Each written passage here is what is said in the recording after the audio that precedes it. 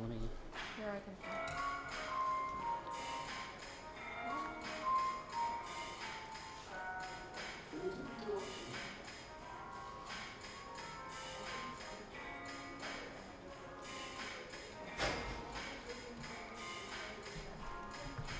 Oh, let's put the. Let's put the. It's already set up.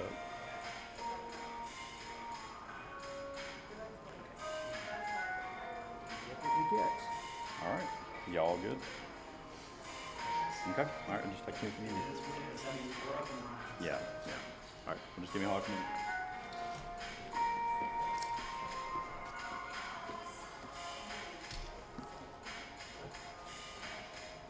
Yeah, it's just in case, for whatever reason, we have like something like the Wi-Fi goes down or something like that. We will be recording, so regardless of the live stream, you will have a video recording for us that I can get to you later. Just in case the live stream crashes or technical difficulties. So Thank you, that Ricky. will be the backup. It'll just have to be later that we get that out together. Fantastic. Okay, so we're good to get started now then? Yeah. Okay. Yeah. Let me go get that for you.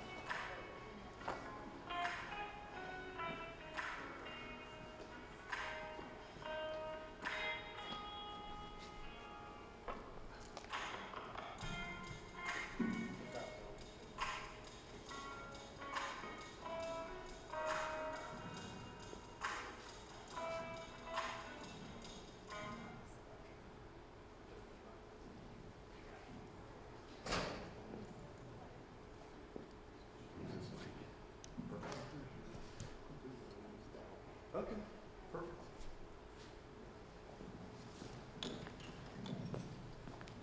All right, welcome everybody. We're really glad to have you. We know that we also have people who are joining us online. We have several different orientations and events and activities going on, and this is a little bit different for us in that we're trying to do it in multiple modalities where we're streaming it as well as offering it in person for people that are here like you all. But we also know that we've got some, for example, nursing students who are watching live, and then some other people not here with us physically, but are also taking part in this. And we're very glad to have you and to welcome you and to help get you started here at SFA. My name is Forrest Lane, and I serve as the Dean of Research and Graduate Studies here. And part of my role, or a couple of different roles, one is to help oversee our graduate programs and activities around that. And then I also oversee our research administration here at SFA. And since being here at SFA, it really has been a privilege. I think this is an institution that, one, beyond just being, I think, a great place to be and to continue your academic journey, it's an institution that's also going through a tremendous amount of transition and change right now as it has joined the UT system and has really helped us to do many different things here. As you'll see, even just some of the physical transformations that are happening on campus. Before I get started and say a few words, I do want to extend my real sincere appreciation and thanks for our staff who have been helping not just today, but to help with our admissions process and everything else to help get you started. You don't always see the work and activity and the things that have to happen behind the scenes to help get you where you need to be, but it takes a lot of people to do that. And I am grateful for all that they do to help make this work and help hopefully allow you to have a positive experience here as a graduate student. I want to share a little bit just about my journey and bear with me for a second in this story, but It's been a while now since I started graduate school, but when I did, it was somewhat sudden.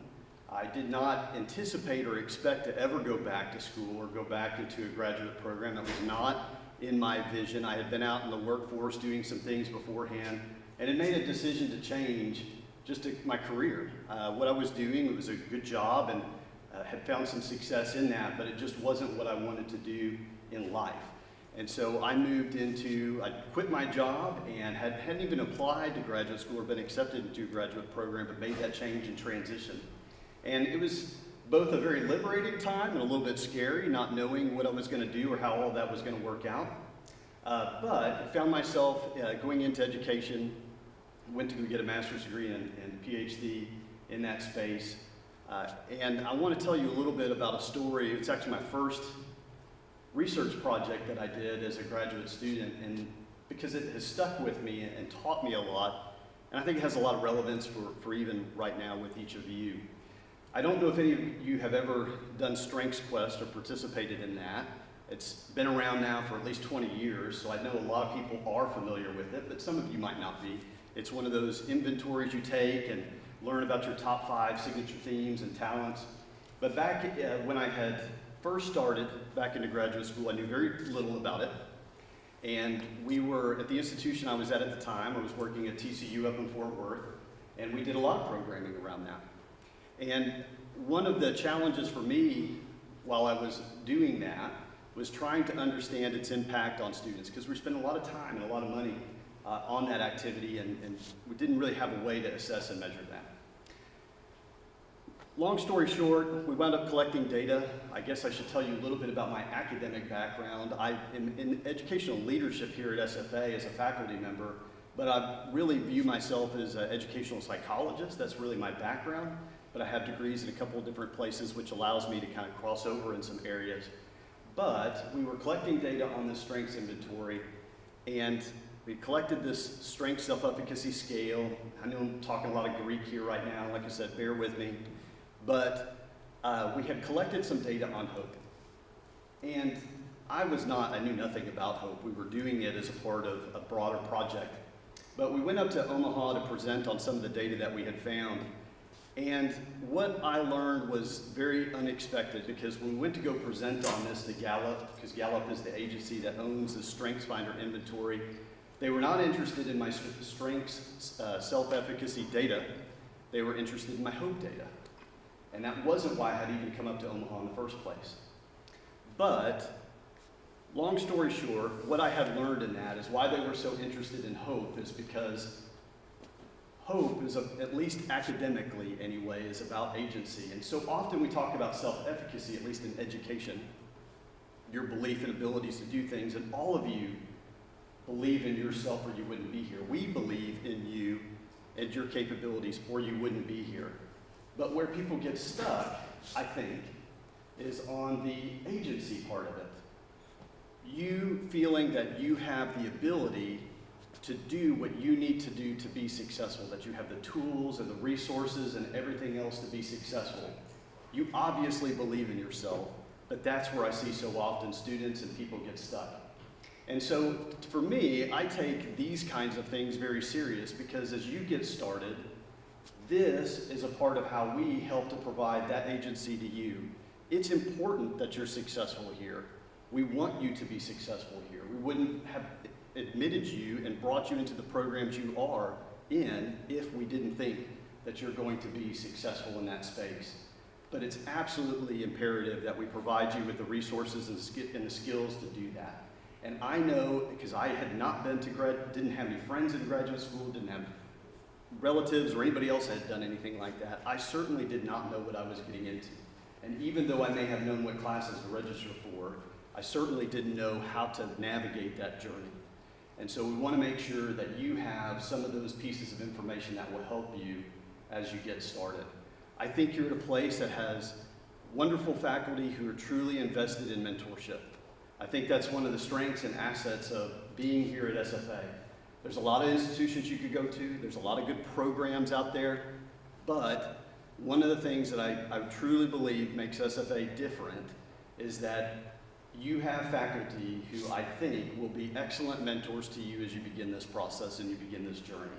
Because it's one of, I think, graduate school, one of the most unique experiences, and I think, at least for me, gave me the first chance I had in my career to realize I was as capable as any textbook I read of answering the critical questions and things that were important to me in work, life, and career.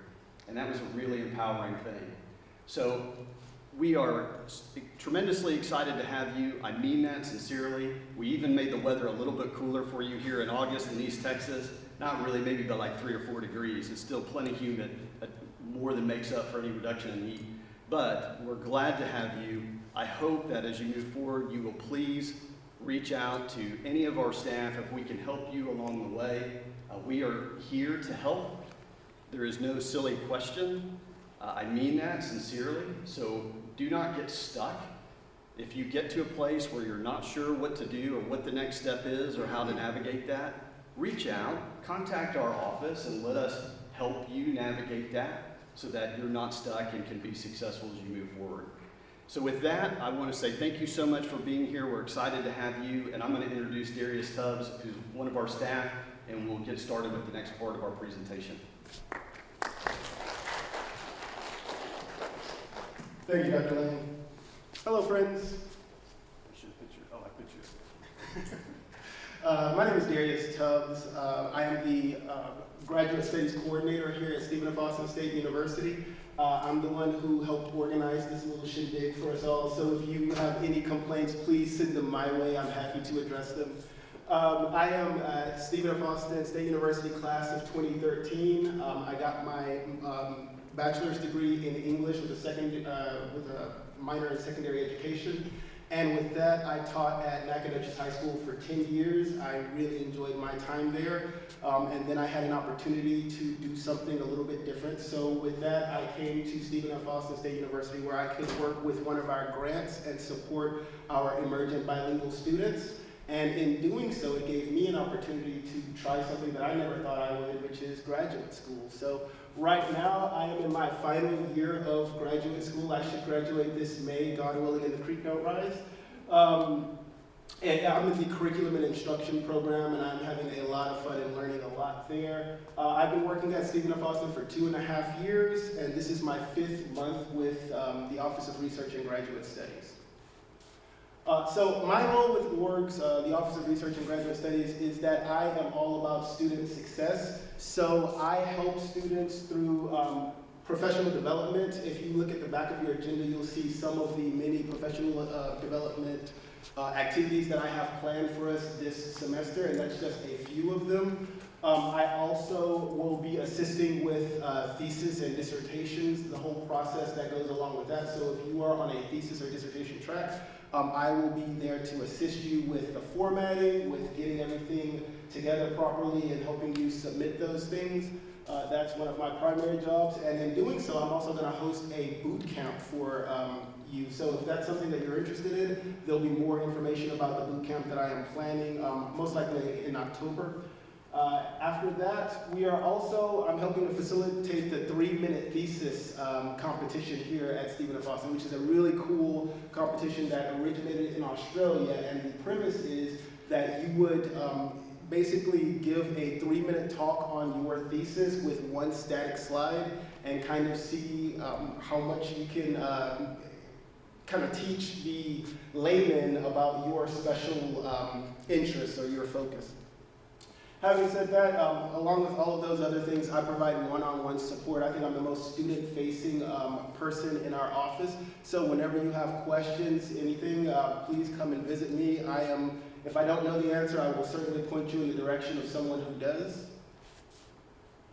And this is my contact information. You'll notice that my hours are a little bit different. I work from 7:30 to 3:30 because I leave to pick up a little one. But that is my phone number. My email address is darius.tubbs@sfasu. And if you have questions about a thesis or dissertation, you would use theses and dis@sfasu.edu. My office is located in Liberal Arts North on the 4th floor. As soon as the elevator doors open, you're staring into my office. So there you go. And that is our website. So Any questions? Awesome, thank you all so much. Now I will introduce Mackenzie Rogers, who is a partner.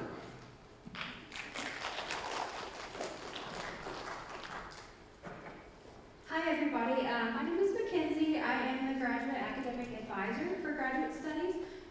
My role is mainly to do admissions advising, help you with that process. So you're kind of already done with me. You've made it there, you're admitted, you're registered hopefully, and so you're good to go.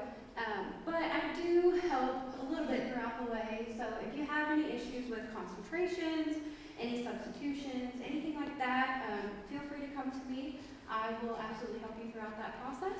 A little bit about me, I graduated from SFA in 21 with my undergrad and in 23 with my master's. I've been with orgs for about 2.5 years, so I'm very happy to be here. I'm happy to have Darius, he's done a wonderful job. So if you ever need anything, come to either one of us and we are happy to help in any way. So, thank you.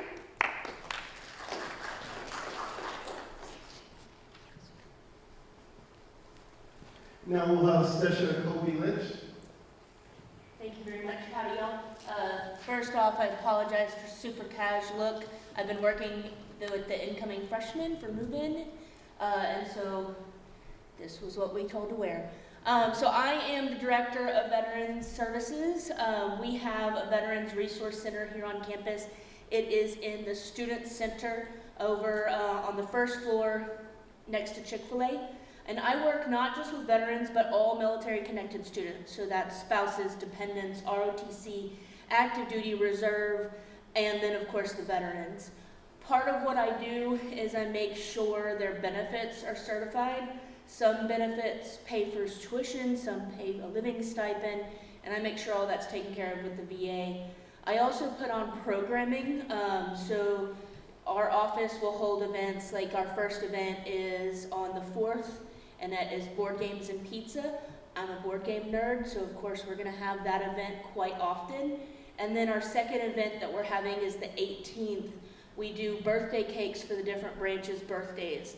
And we welcome everyone to come in. You don't have to be military connected to come to our events. We actually welcome the traditional student body and graduate students to come. They can interact with our veteran students outside of the classroom. We encourage that.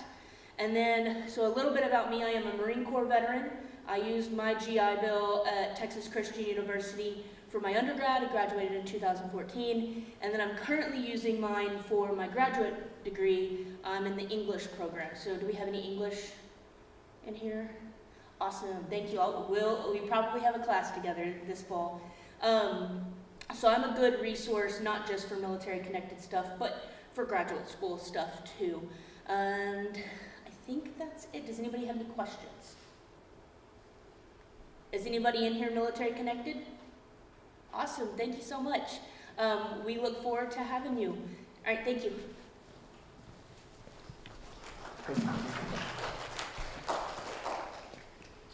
All right, moving right along, we have Dr. Stephen Galatis to talk to us about the Archer Fellowship Program.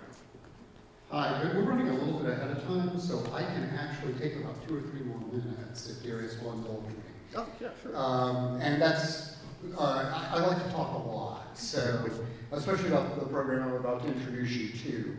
And I'll promise the camera guy for all of you who are watching online that I won't go around too much as I get excited and enthused, but I want to introduce you to one of the amazing advantages for SFA as a member of the University of Texas system that impacts you as a graduate student potentially. And that is something called the Archer Fellowship Program. Make sure, see, I'm not a techie guy. Oops, wrong direction, okay. There we go, all right. So, a little bit of background. The Archer Fellowship Program is actually celebrating its 25th year this coming academic year. It was founded by a former member of the U.S. House of Representatives, Bill Archer. Congressman Archer served the 7th District, which is in the Metroplex, for many years, 7 terms. And toward the end of his career there, he realized something. There were many universities and university systems across the country that had programs that brought students to Washington, D.C. And the University of Texas and the University of Texas system did not. And so he decided to endow a program at University of Texas at Dallas that was then expanded to University of Texas at Austin, and within a few years went system-wide. And this program brings students to Washington, D.C. to do the following: to learn about policymaking. Now, you may be an English graduate student. Do we have any nursing graduate students in the room? Or online? You can raise your hand online, okay? Shout out some of your degree programs. Anyone? Sorry, what? Geology? Yeah. What else? Forestry, right? What else? Curriculum and instruction. Curriculum and instruction, right? Thanks, Gary. Anyone else? Psychology, what? History, did I hear history? Writing? Okay. Yeah, government policy impacts all of you. Whether it is land use policy for forestry, whether or not where and when we can develop resources on public lands, or how we use lands based on federal government policy. How we design curriculum for K through 12 education through the U.S. Department of Education. Yes, it may be going away, but, right? I'm housed in the Department of Government and Sociology. I'm a political scientist by background. A lot of stuff there. We have a national security studies program. Those are obvious, but some other areas are not. If you're into publishing, government policy about censorship. What can and cannot be published. All sorts of things that are going on impact. Nursing, healthcare policy, right? Lots of things going on in healthcare right now. All of your programs, all of your research and educational interests are impacted by the federal government at some point. So you learn, you take classes through the University of Dallas, but they are mirrored here, so you're technically still enrolled here, you're technically still one of our students. Those are 9 hours of coursework. Now, because of the agreement with the University of Texas at Dallas, which governs the accreditation of this program, those courses do come in as public administration, but I can guarantee you, I can find ways to make them work in all of your curriculum. And how do I know this? Last spring, I had a meeting with Dr. Erin Bailey over in the DeWitt School of Nursing, and we mapped out these 9 hours, these 3 courses, onto a nursing master's degree program. If I can do that in nursing, I can do that in geology and earth sciences.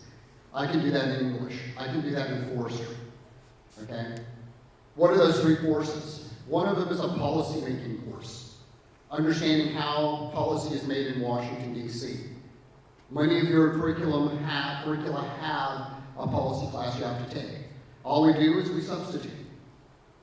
3 of those hours are associated with a research project that's associated with the research that you are conducting and you're interested in. The 3rd component is an actual internship. So you're going to live in Washington, D.C. with students from the University of Texas System Schools. You can choose to stay on your own, but let me tell you, the housing that they provide through the Archer Center in D.C. is affordable for D.C. And, you're going to intern. So you're going to get an internship that is related to your career goals and your career objectives. Many of those are paid internships. Now, there's one of the cohorts right there. Who's eligible? You have to be enrolled in a degree program at a UTS system school. Well, congratulations. As of 2 years ago, we are a University of Texas system school and can participate in this program. Now, you have to complete at least 9 hours already of coursework. So that means your first year you cannot apply. Now, I know many of you are master's students and you're looking at, okay, I'm going to get out in a year, right? I'm sorry, 2 years, right? What I'm going to recommend is, if this is something that is interesting to you and you want to apply for, let's consider waiting 1 more semester and having a great experience. But again, remember, we map these courses out to your degree plan in some areas of the university. and I have a plan on the others. Okay. So one of my objectives this year is to sit down with many of the program coordinators in all of your programs and map this out so that you know and they know and the university knows if you're going to be an Archer Fellow, here's how your classes are going to fit on your degree plan. All right. You have to have a 3.0 GPA or higher. SFA is guaranteed 0 slots at the undergraduate level for the undergraduate program or the graduate program. So you have to do this competitively. But let me tell you, based on our experience so far of 2 years, SFA students can hang with the best in the UT system because we are among the best in the UT system. And I say that because I know what I'm talking about because I've been doing this for a couple of years. All right. Prior professional career or internship experience and service or leadership on campus or other activities in the community. Okay, now, here's the other trick. Your policy interest has to be national because we're in Washington, D.C. If your interest is primarily local or state, this is not the program for you. Okay? Here we go. Keep hitting the wrong button. Okay, so how are you selected? Archer Fellows are selected competitively across the UT system. Students will complete an online application. Graduate applications are due around November 1st of every year. Actually, the deadline this year has been pushed back about a week or so. So I need to update. I just got that information after I sent Darius this slideshow. Semifinalists are offered an on-campus in-person interview. That committee consists of 5 people. Myself, 2 other people from SFA, and 2 people from the Archer Center in Austin. So that is on campus. The total number of Archer Fellows for the graduate program is 36 from across the entire UT system. We can plan on having about 2 to 3 graduate students a year if we get those applications in. We'll talk about that in a minute. By the way, the woman on the right here, your right, my left, your right, that is Allie McCutcheon.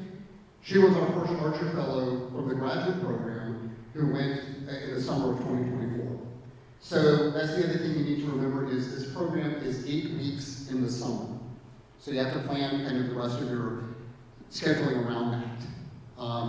It's 8 weeks in the summer. The undergraduate program is semester long, and the regular semesters fall and spring. What is the cost? Tuition and fees is a $3,900 flat rate. You don't pay regular tuition and fees. You will not even pay this $3,900 because our provost, starting with Dr. Lorenzo Smith, who was provost when we joined the UT system, promised a scholarship to every Archer Fellow, graduate fellow, to cover the cost of the flat rate tuition fees. I met with Dr. Barkley, our new provost, a week ago Wednesday. He's continuing the program, and so we're excited to announce that will continue. You pay your housing costs, it's going to be about $5,000 if you live in the Archer Center housing, and that is financial aid eligible. Any scholarships you have, fellowships you have, things like that, they all apply to this program. And finally, for living expenses, about $5,000. What is that living expense? That's your travel to DC and back. That is your food. That is your entertainment budget. That is everything else that you're doing there. Okay? So we have an information session coming up on, I don't have the date on that. I am so sorry. That is going to be on September 30th. So September 30th, we have an information session that is coming up about the application process, about the Archer Fellowship Program for the summer of 2026. That is coming up, Ferguson 179, from 5:30 to 6:30 p.m. Now, I'm doing an experiment. We've tried different times. I'm trying an evening one because I know many of you are in classes or your research assistants or your graduate assistants or your teaching assistants, and you're going to be in classes or grading or doing lab activities or whatever you need to be doing during the day. So we're going to do this 5:30 to 6:30. Also, many of you, especially if you're watching online, are probably part of an online degree program, and so that gives you an opportunity to get off work and do this session as well. It will be hosted by Ms. Laura Ferguson from the Archer Center in Austin. She will actually be on campus that day. We have lots of things planned for her that day. We also have a Zoom link, and so we're going to get this and make sure this gets out to all of you. We also have another session scheduled now. As of yesterday, it was confirmed on October 28th. We're going to have another virtual session that they will host in Austin for just SFA grad students, and we'll be making sure that that information gets pushed out as well. So this is actually a fantastic opportunity for you. It is amazing. I'm going to talk about, and I did not have a picture of them up right now, but Oliver, I just lost Oliver's name. Oliver Cook just came back from DC. They interned with the Borgen Project. The Borgen Project is a advocacy group, an interest group in DC that works with orphans and displaced children globally. Oliver did their internship with that program. They were so impressed with Oliver, they have extended her internship through at least December.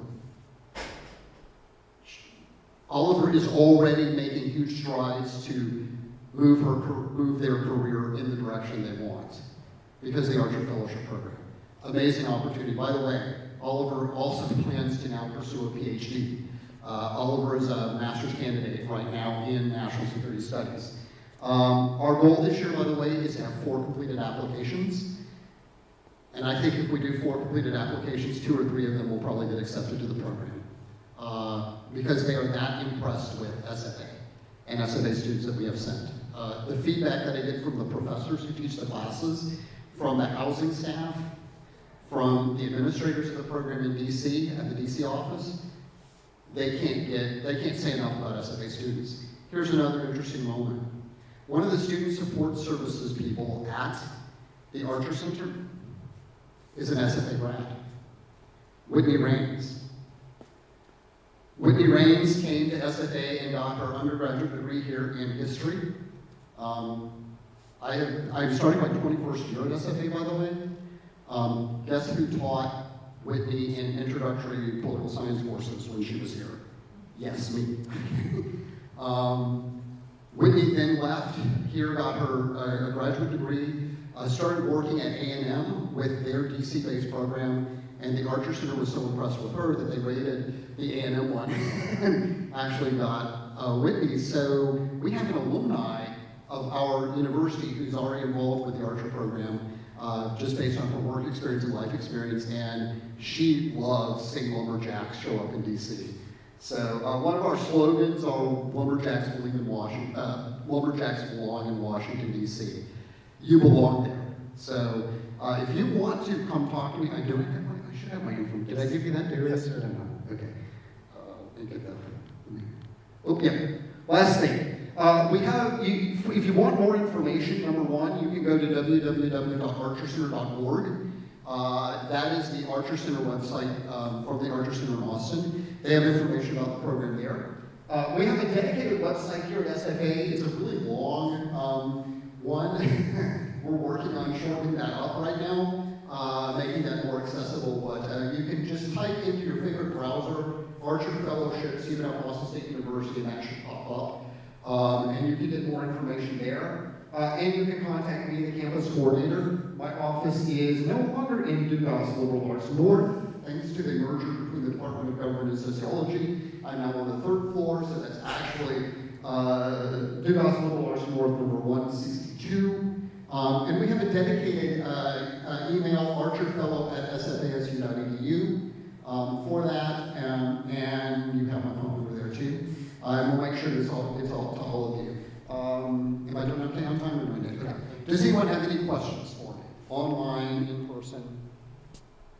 I know that's a lot of information. You're going to go through information overload today anyway, but. So you said that the program is 9 hours long. Are all 9 hours taken during that 8-week summer course? Yeah, that's fantastic. Yeah, so all 9 hours are part of that 8-week experience. Now, one of those classes is really using a lot of the DC area for that course. So one of the things that they do is the opening part of the policymaking class is you stand on the steps of the Lincoln Memorial and you read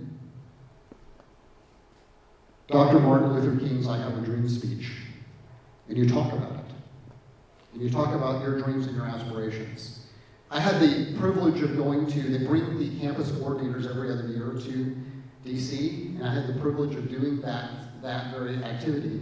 We did it on the steps of the Library of Congress because of some of our schedule for the day. But let me tell you, it was extremely powerful. So a lot of what they're doing is they're using DC itself. So you're going to actually be also, as part of that class, connecting with decision makers and policy makers. They're going to bring experts in. And you're also going to be assigned to a policy group based on your interests. So that could be education or healthcare broadly or resource policy or whatever. And you're going to be working with students across the UT system. So part of those class sessions are also going to be dedicated to that specific activity. Yeah. Then again, 3 hours are associated with your research, and then 3 hours are associated with your internship. Yeah. Other questions? All right. Thank you for your attention today. Thank you. Perfect timing. Perfect timing. Next, we will have a talk on financial aid and scholarships by LaShanda Parkhurst. Thank you. Oh, perfect, thank you. Yep, I'm so sorry, I literally just walked in the door, finished with a student in my office and ran over here. Perfect. So, welcome to SFA. As I said, I'm LaShanda Parkhurst. I'm Assistant Director in the Office of Financial Aid and Scholarships. And I'm just gonna give you a little bit of information about financial aid here at SFA. So the first thing that we need is your FAFSA, and that determines your eligibility for aid, whether that be an unsubsidized loan for graduate students or grant eligibility, but we do need your FAFSA in order to determine that. We need you to complete all missing requirements. If we need something from you, we will let you know through your MySFA account under the eligibility, under the financial aid tab, and click on the eligibility requirements tab, and it will let you know if you're missing anything. And we post our dates, deadlines, all the things on our webpage. So Financial Aid Office and Student Business Services, and you'll hear from Hillary here in just a little bit, but all of our dates and deadlines are posted on the webpage, and we keep that updated for each semester. So if you want to know what's upcoming, make sure you take a look at that. So we're required to monitor satisfactory academic progress, and we do that every semester here at SFA.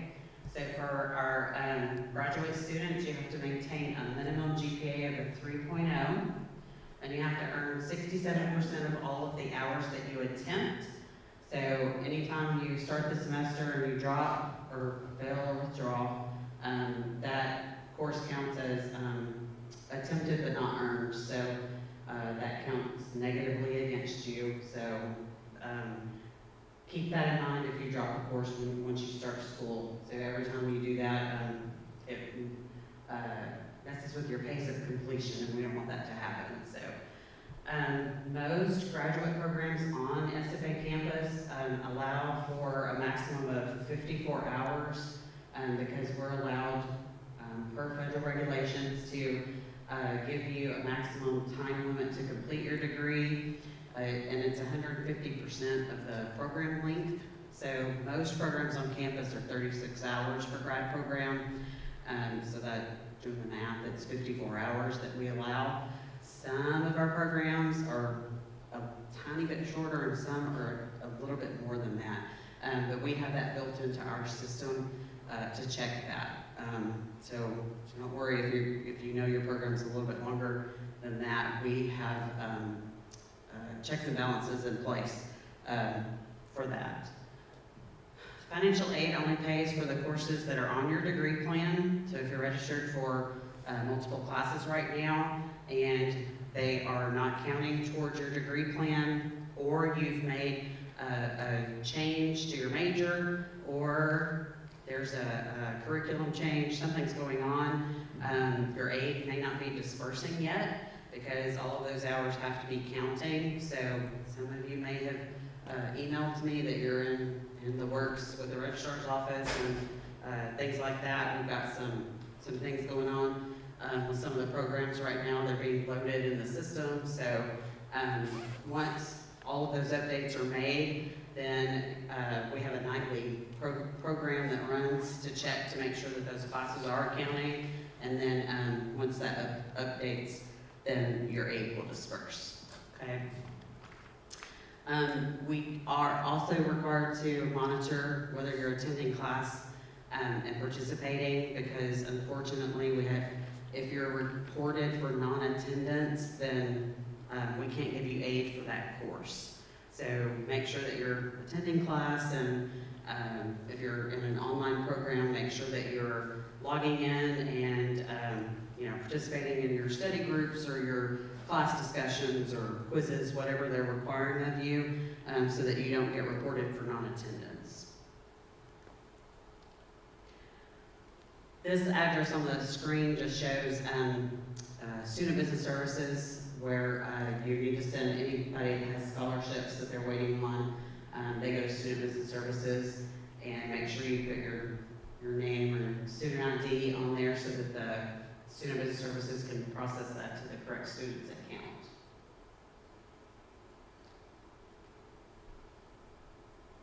Okay, so every student on campus has what we call a cost of attendance, or what we refer to as your budget, and that's for the academic year. We do one for the undergrad population. We also do one for the graduate student population.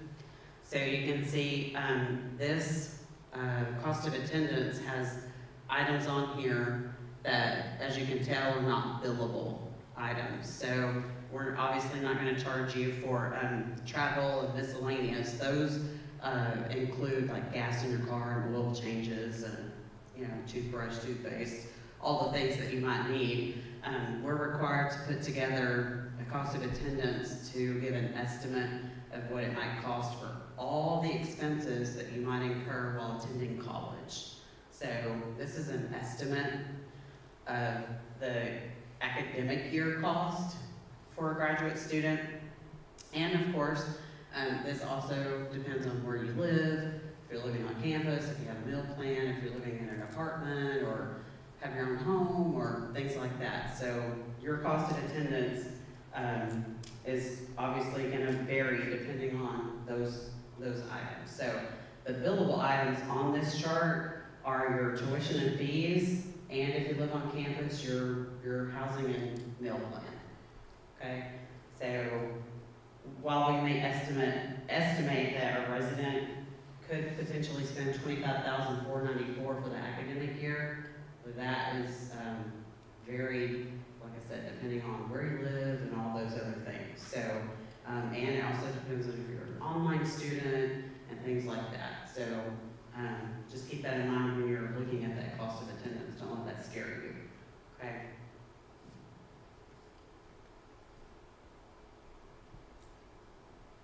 Okay, so Hillary, I don't think Hillary's over here yet. So Hillary, this is actually her. That's okay. No, you're completely fine. This is actually Hillary's part from Student Business Services. But I think so. We're gonna hang on just a second and wait for her to come over here. I just wanted to mention a couple other things before she does come in. Just so you guys are all on the same page and you can hear it straight from me, for enrollment purposes for graduate students, if you're in 6 to 8 hours, you're considered half-time. Full-time for a graduate student is 9 hours or more. But if you're in less than 6 hours, you're less than half-time, okay? If you're less than half-time, I can't credit your financial aid, okay? And that includes summer. It's the same thing for the summer. So we've had questions about that in the past, and so I just wanted all the grad students to hear me. So your enrollment 9 hours or more is full-time. If you're 6 to 8 or half-time, and then less than 6 hours, so less than 6 hours, your financial aid will not credit to your bill. Okay? Your hours, again, for the CPOS, or the course program of study that I mentioned earlier, they have to be on your degree plan. And like I said, I know some of you are still working on that, with some programs, they're still getting loaded in the system. So our program runs nightly, and it does update and updates your award package. So as soon as those issues are corrected, then we can disperse your aid. But does anybody have any questions?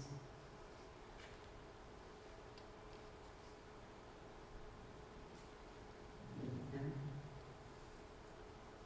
Online questions? I don't know if anybody can chat or anything, so. Okay. Okay. I'm not sure what time it is. Yeah, you're completely fine. Yes, we're ahead of schedule, so, I think it's a little bit before Hillary's. Yeah, so. Nobody has questions? You're all good? Ready to get started? Okay, all right, well, if you do have any questions, I'm in the Austin building. At the end of Hillary's part of the presentation is our contact information. But we're in the Austin building, we're in 104. If anybody does have any questions, feel free to come by or email or call us. I guess we'll just hang out and wait for Hillary to get here. So, okay, no, you're good. Thank you. Yeah. All right, everyone. Yeah, like I said, like Shanda said, we are a little bit ahead of schedule. We're kind of burning through this. So if you all need to take a break, if you need to get any more refreshments, please go ahead and do that. Hillary should be here in the next 15 minutes to finish up.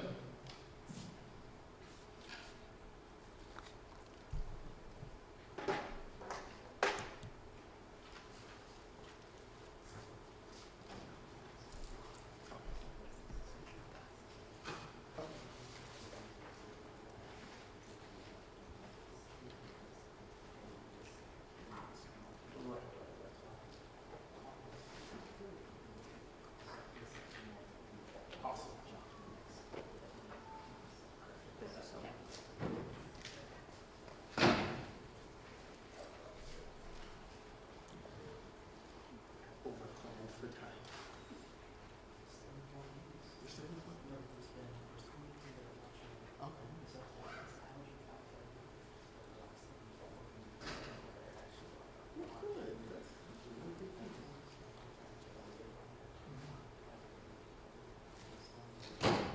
The link? Okay.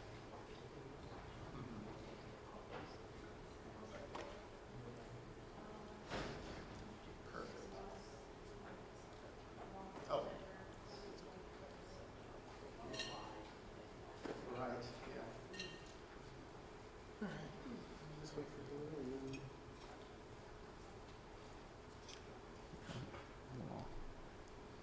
There's also a Starbucks in the Student Center if you'd like something a little bit caffeinated. But we should be back on track here in about 15 minutes.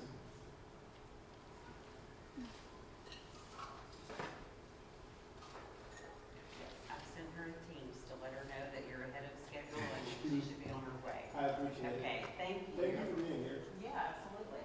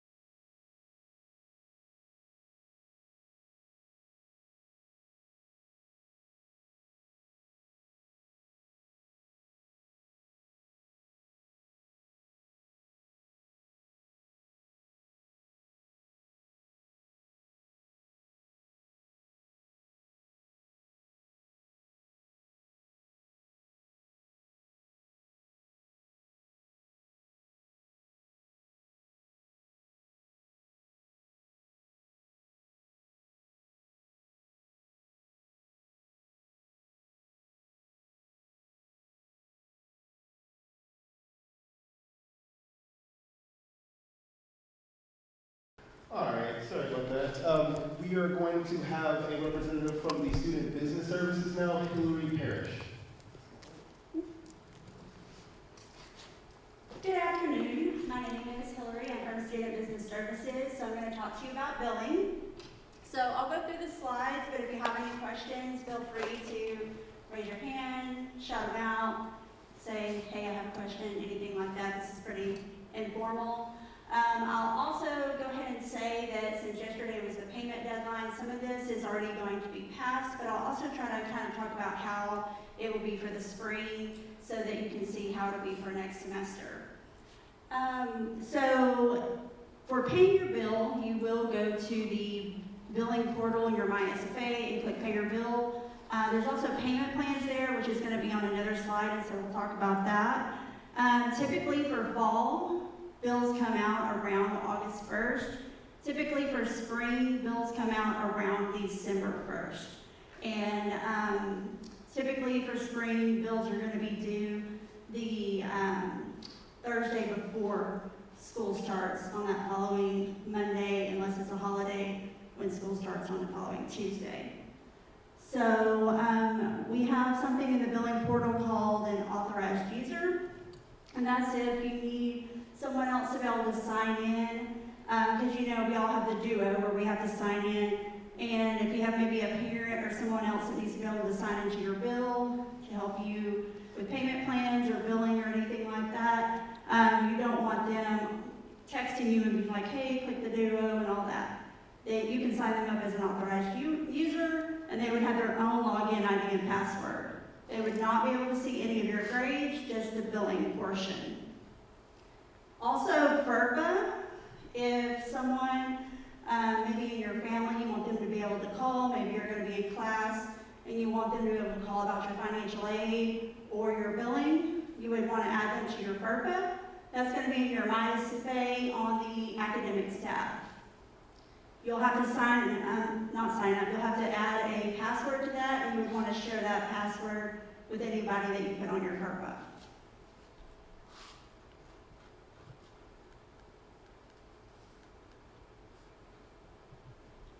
Alrighty, so typically financial aid is dispersed about 1 week before classes started. For this fall, it was dispersed on the 15th of August. And then other ways to pay on your e-bill are like electronic check, credit card, debit card. For credit card, there is a fee. And so other ways that there's not a fee are debit card or electronic check. We also take payments in our office over at the Austin building on the second floor, and we take cash, check, and debit card.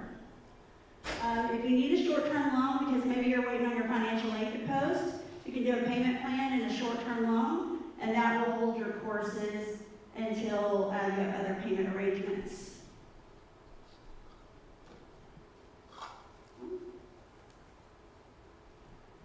So if you're just wanting to do a payment plan, there are two different types of payment plans. One is called Aid Applied First, and one is called Aid Applied Equally. If you do the Aid Applied First one, for example, let's just say that your bill is $5,000 and you have $2,000 of aid. It's going to take that $2,000 and apply it to your first payment, your second payment, and then your third and fourth payments are going to be, your third and fourth payments, you're going to have those two, but not your first payments. So you're going to have larger ending payments and smaller beginning payments. Your Aid Applied Equally plan is going to take that $2,000 and apply it equally across your 4 payments, and you'll have 4 equal payments. If you want to do the payment plan, it is $25 to sign up, and if you want the payment plan for every semester that you want the payment plan, you'll need to sign up for each semester. There are some things that are not in the payment plan, such as return checks or parking citations. And you can also schedule your payments. Oh, this is actually just a reminder to set up your FERPA and your authorized user, because it's very important if you want somebody to be able to call or to be able to log into your account. So So if you believe you might be able to get a refund because you're going to have more aid on your account than charges, then you definitely want to look for that Bank Mobile email that you've received. It looks like spam, so if you accidentally deleted it, you can email our office, and I'll put our email up at the end of the slide to get another email with the code. But the code is going to allow you to sign up for Bank Mobile in order to get your refund. You can connect your current checking or savings account, or you can sign up for a Bank Mobile account.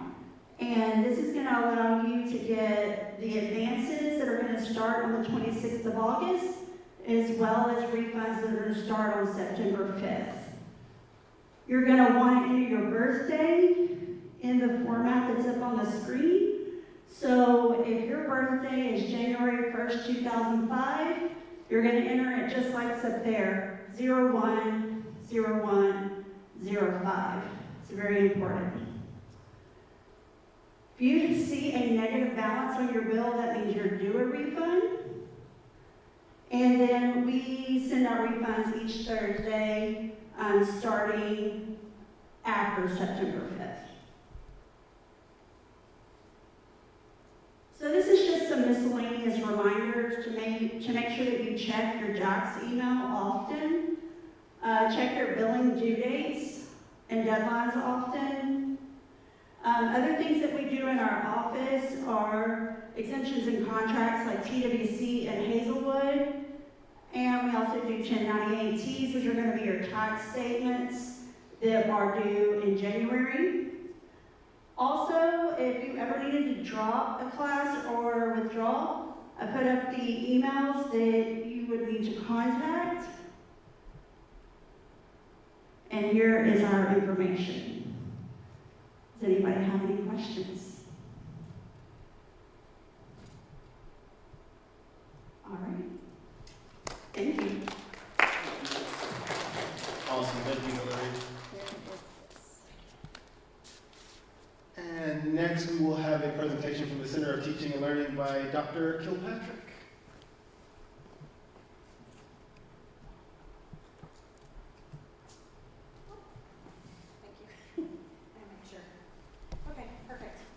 Hi everybody, I am Dr. Cindy Kilpatrick. I am the Director of the Center for Teaching and Learning here at SFA.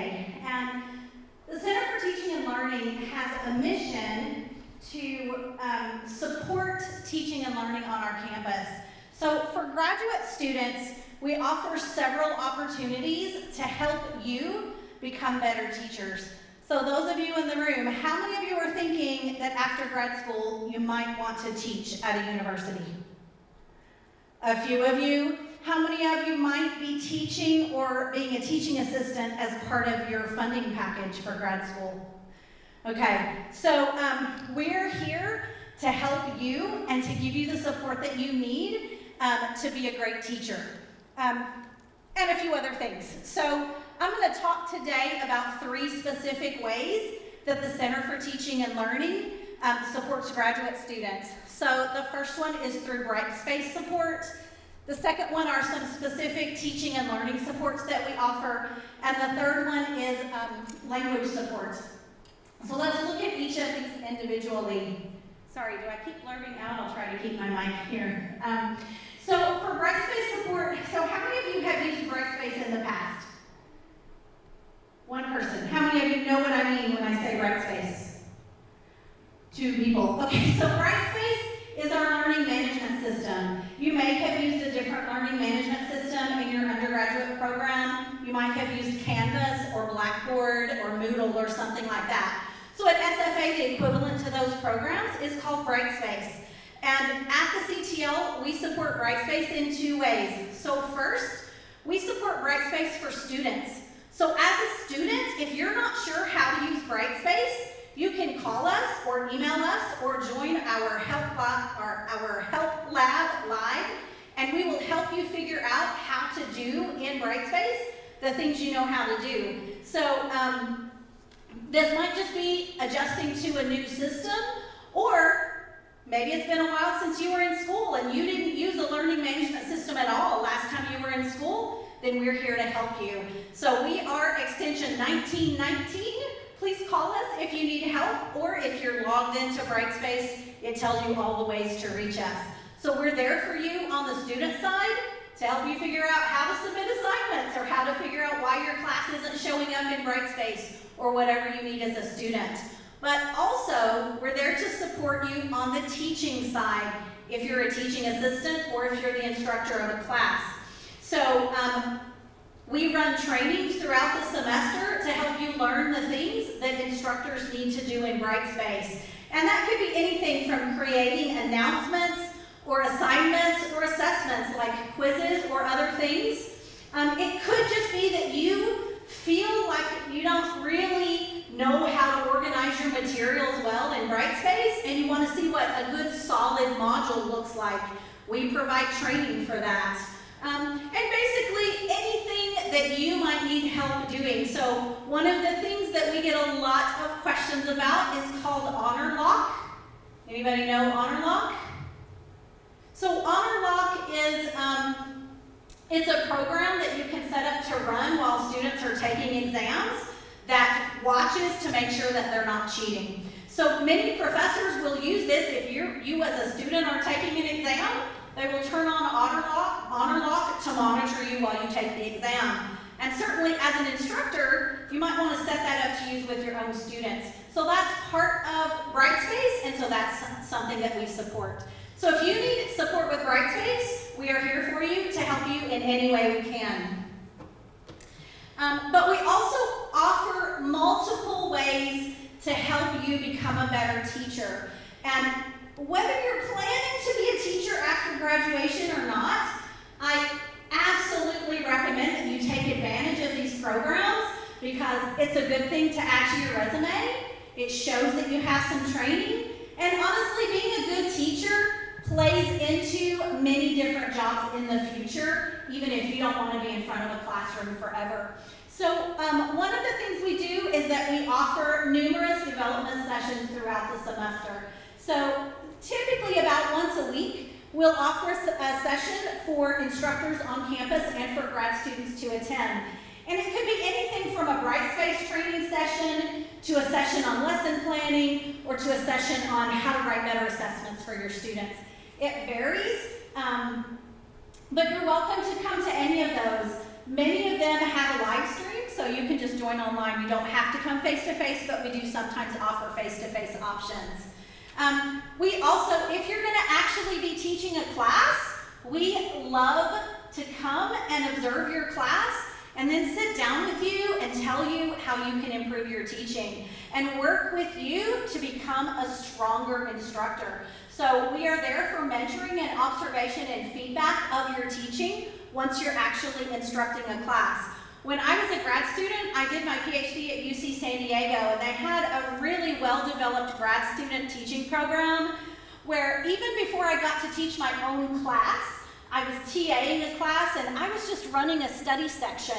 And somebody from the equivalent center came and observed my section, and then they kicked me out at the end and they had the students in the class give feedback on how I did in running my section.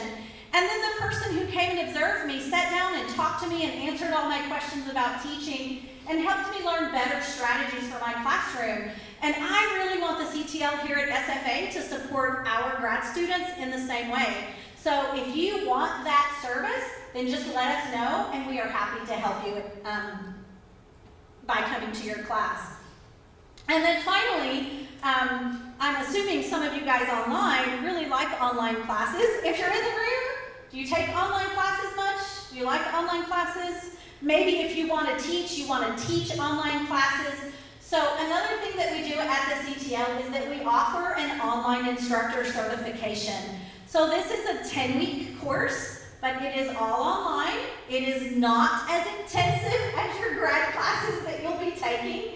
But over the course of the 10 weeks, you learn a lot about how to develop an online course, how to create assignments, how to have a nice flow in your class, and different things that you can do in online classes for engagement. So again, this is just a really good thing. Even if you're not sure you want to teach, To get an online instructor certification is a great line on your resume because it shows you know something about online teaching. And no matter what field you're going into, you might have opportunities or needs to be able to share some information effectively online, and this certificate will help with that.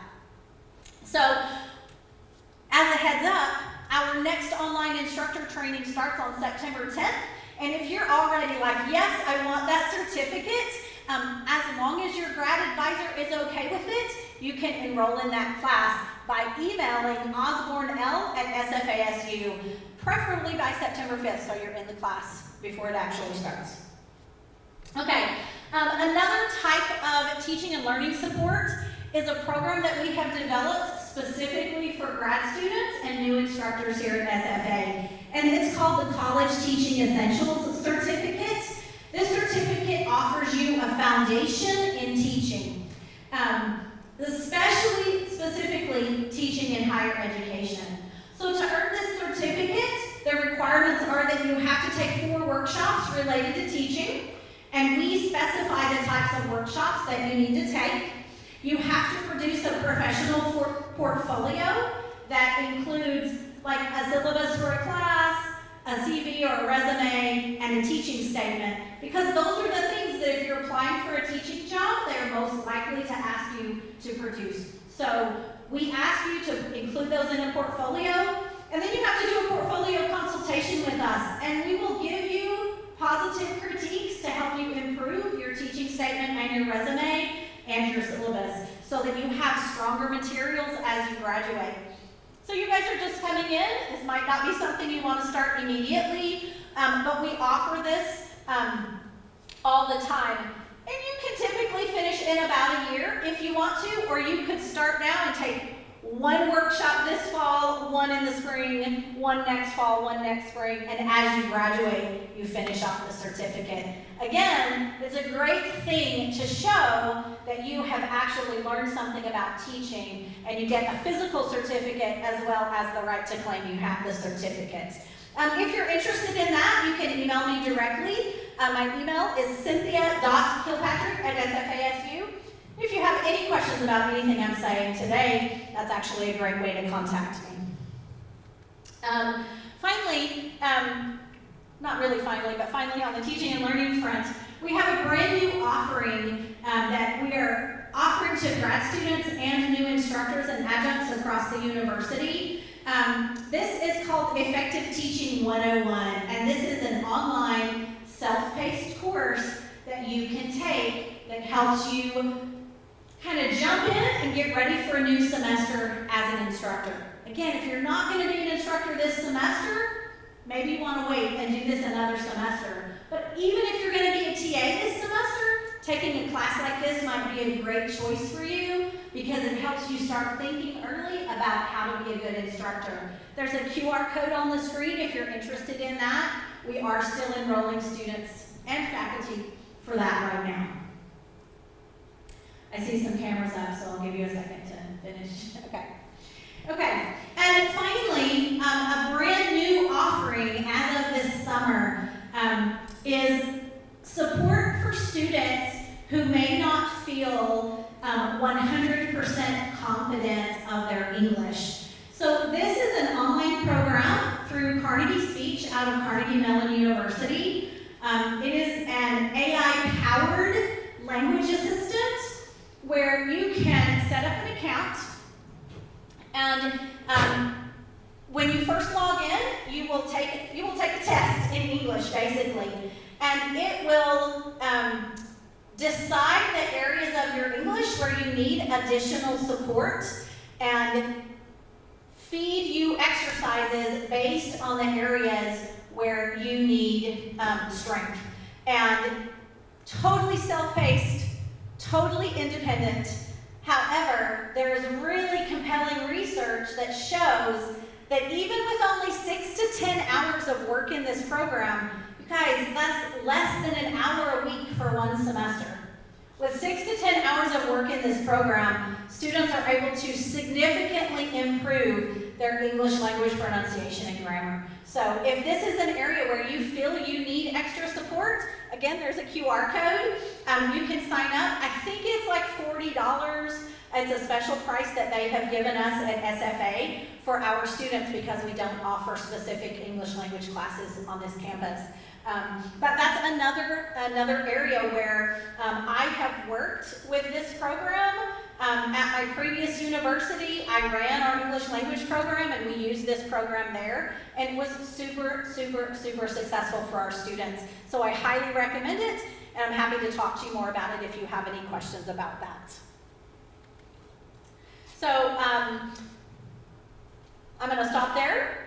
Anybody have any questions? Yeah.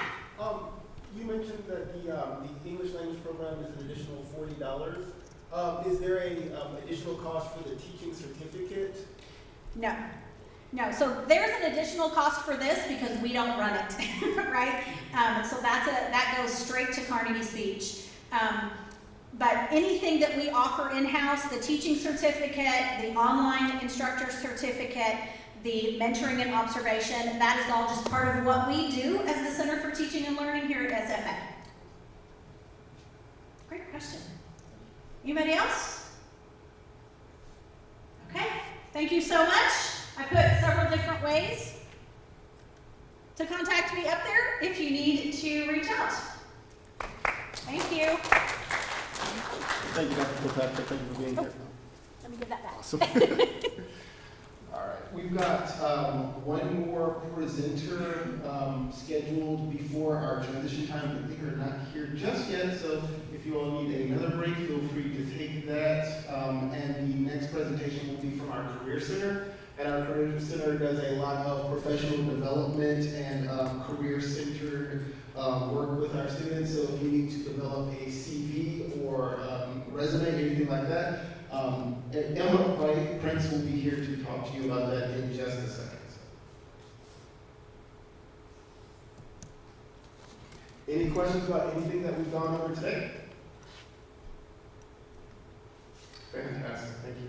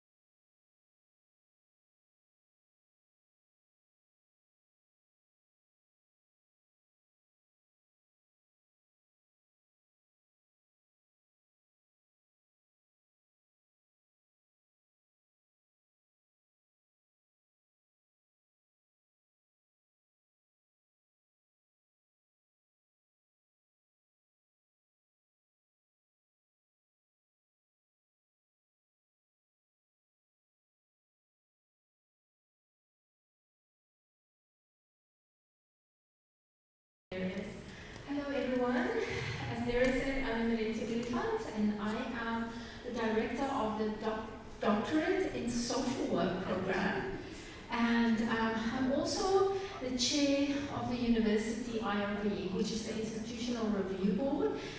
And what we do is we are an ethics committee, and when you are doing any work with human participants, any research where you include human participants, you will have to get approval from the Institutional Review Board. And so there's always a lot of questions about that. We provide that support to you. One of the things we want to do as a committee, am I in a good place? One of the things that we want to do as a committee is we want to make sure you know that we are there as a resource. So I get a lot of students who call me, who email me, and have questions about the IRB. When you go on our website, you will see we talk about expedited IRBs, exempt IRBs, and full review boards. So meetings that we have as a full review board. So during the year, we accept IRBs all the time through our Caillou system, and you will be able to submit an application there. But when you do a thesis or you do a dissertation, your chair of your committee is actually the PI, the principal investigator.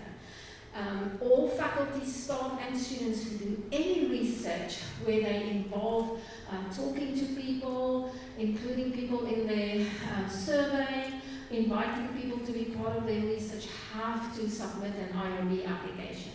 Now, we try to get it to you as soon as possible, back the approvals, the information that you need, and we try to do with the exempt and the expedited, we try to do that within about 2 to 3 weeks.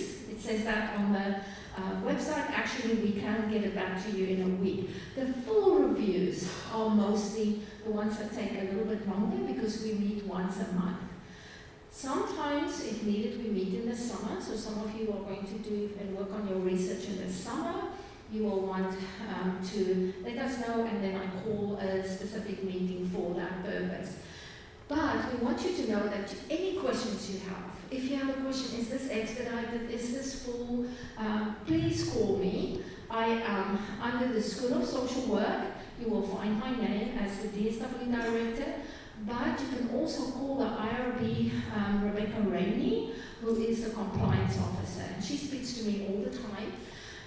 One of the things is just important, some of you who are doing research with vulnerable populations, there are vulnerable populations as identified on a federal level, and we have to make sure that we respect that and take those applications to a full board. Well, we really work with you as a student to make sure you can do your research.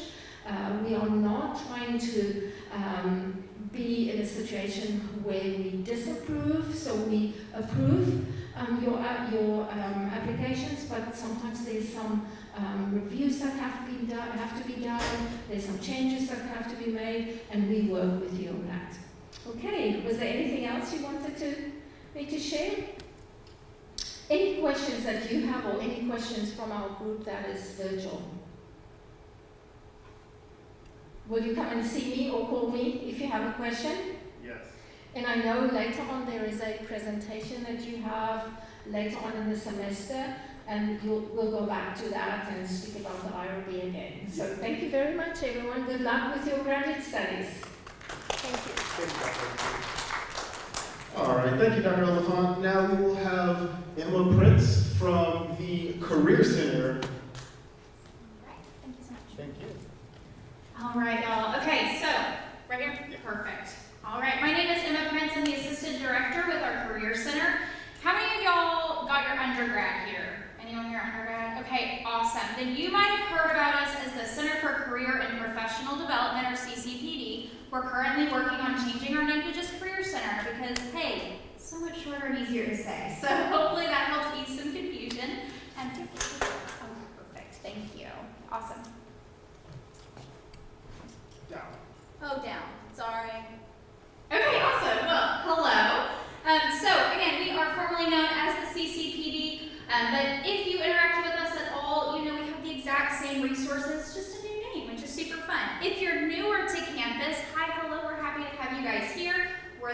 Career Center.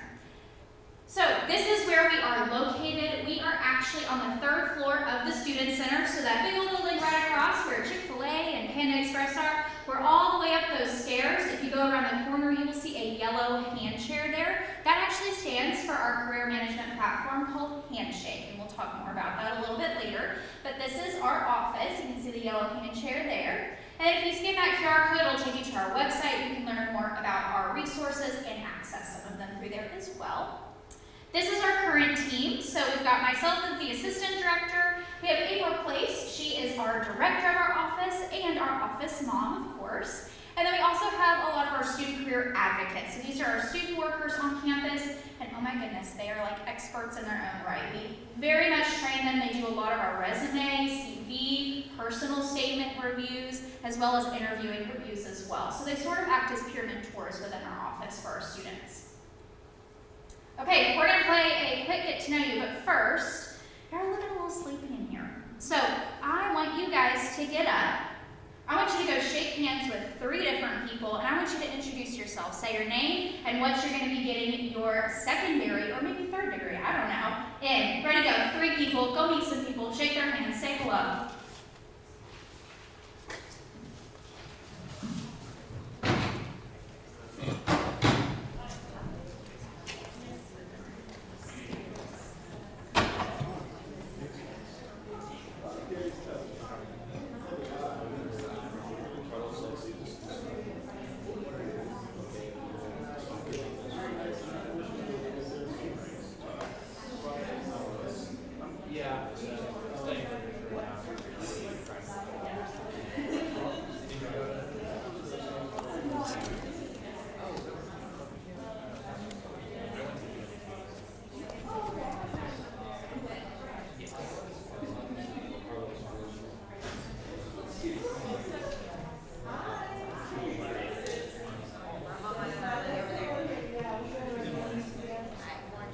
I'm gonna give you guys like 30 more seconds.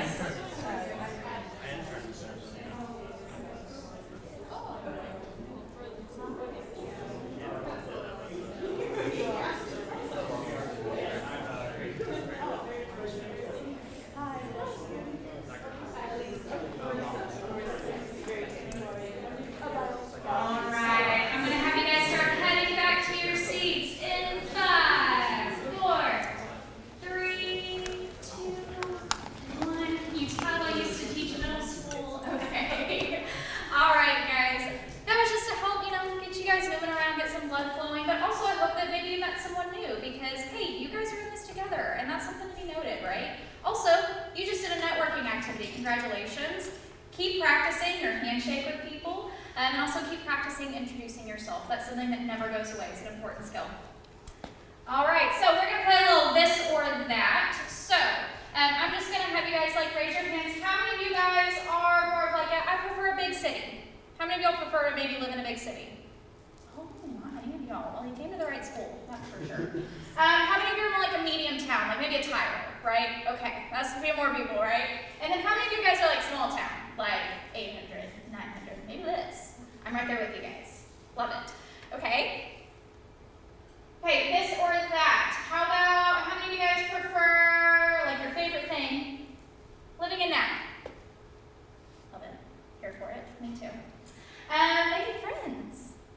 Yeah, awesome. How about our SFA traditions? That's like your favorite thing. We have some pretty fun ones. Okay, and then how many of you are just like, hey, I'm just here for coffee, right? Go to Starbucks. I see you in the back. Absolutely. All right.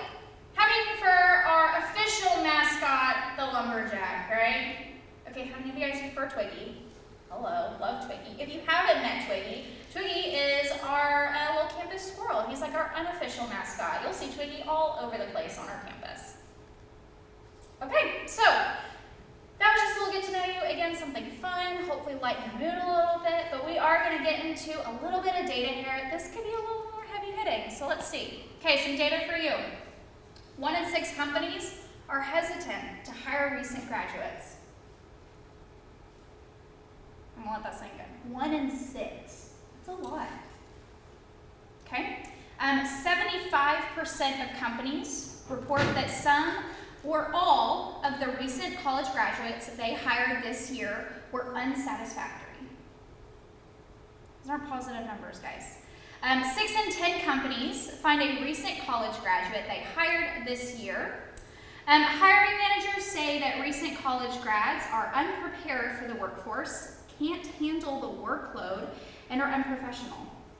And 9 in 10 hiring managers say recent college graduates should undergo etiquette training. So in other words, learning manners and things of that sort.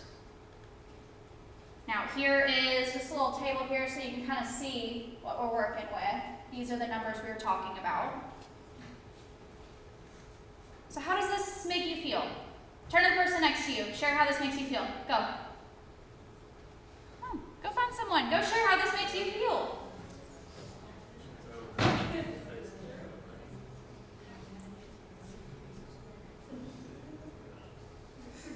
All right. How many of you felt like this was surprising? Raise your hand. How many of you are like, yeah, that tracks? Okay, about half the room. Y'all are about split.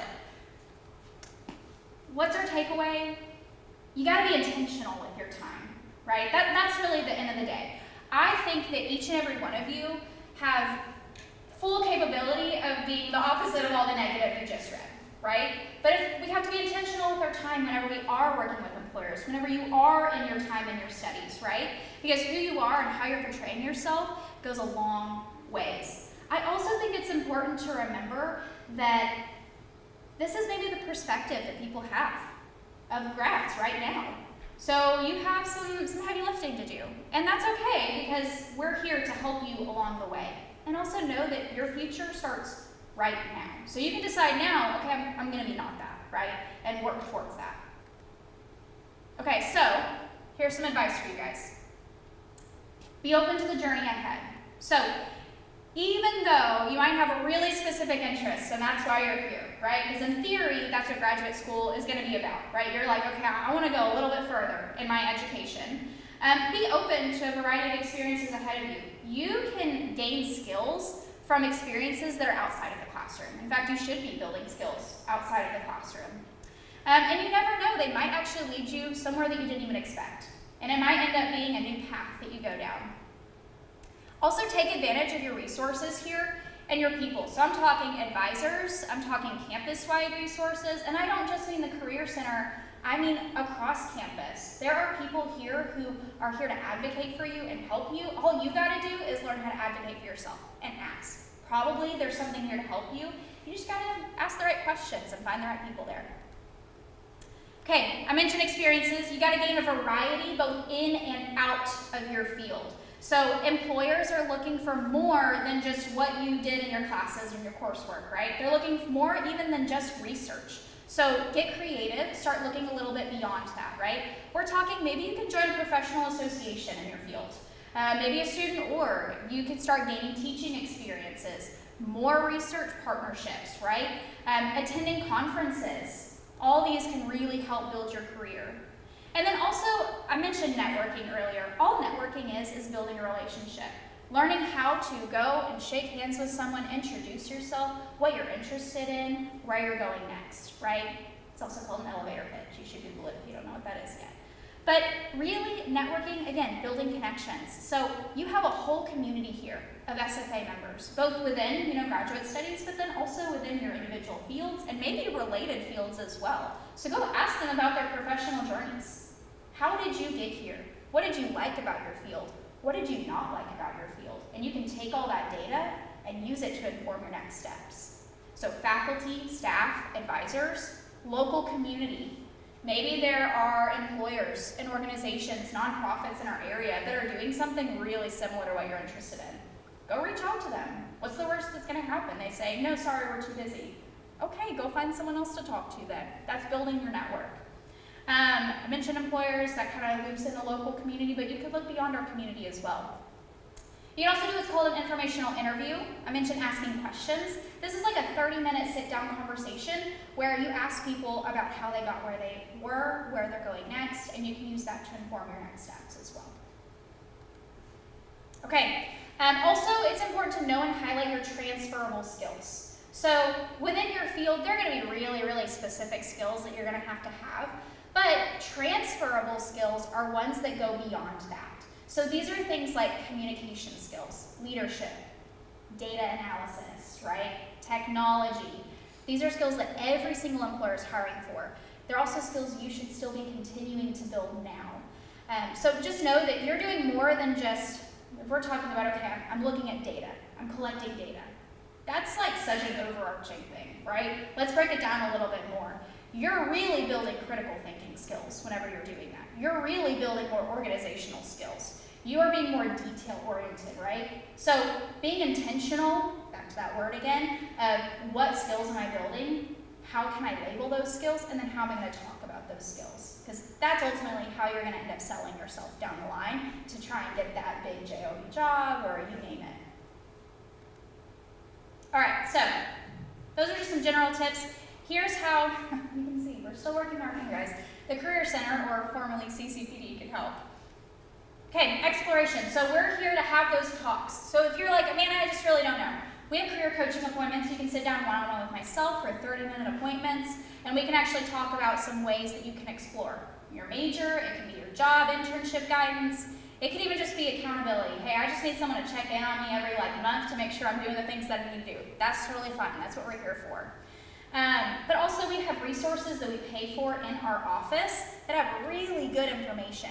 Focus 2 on here is a great exploration tool that we pay for that's free for you, and it pulls data from the U.S. Bureau of Labor and Statistics so that you can get accurate information about, hey, what am I actually going to make in this field? And not just like, hey, what does Reddit say on the internet, right? Like real information, real data that you can rely on to help you inform decisions later on for your career.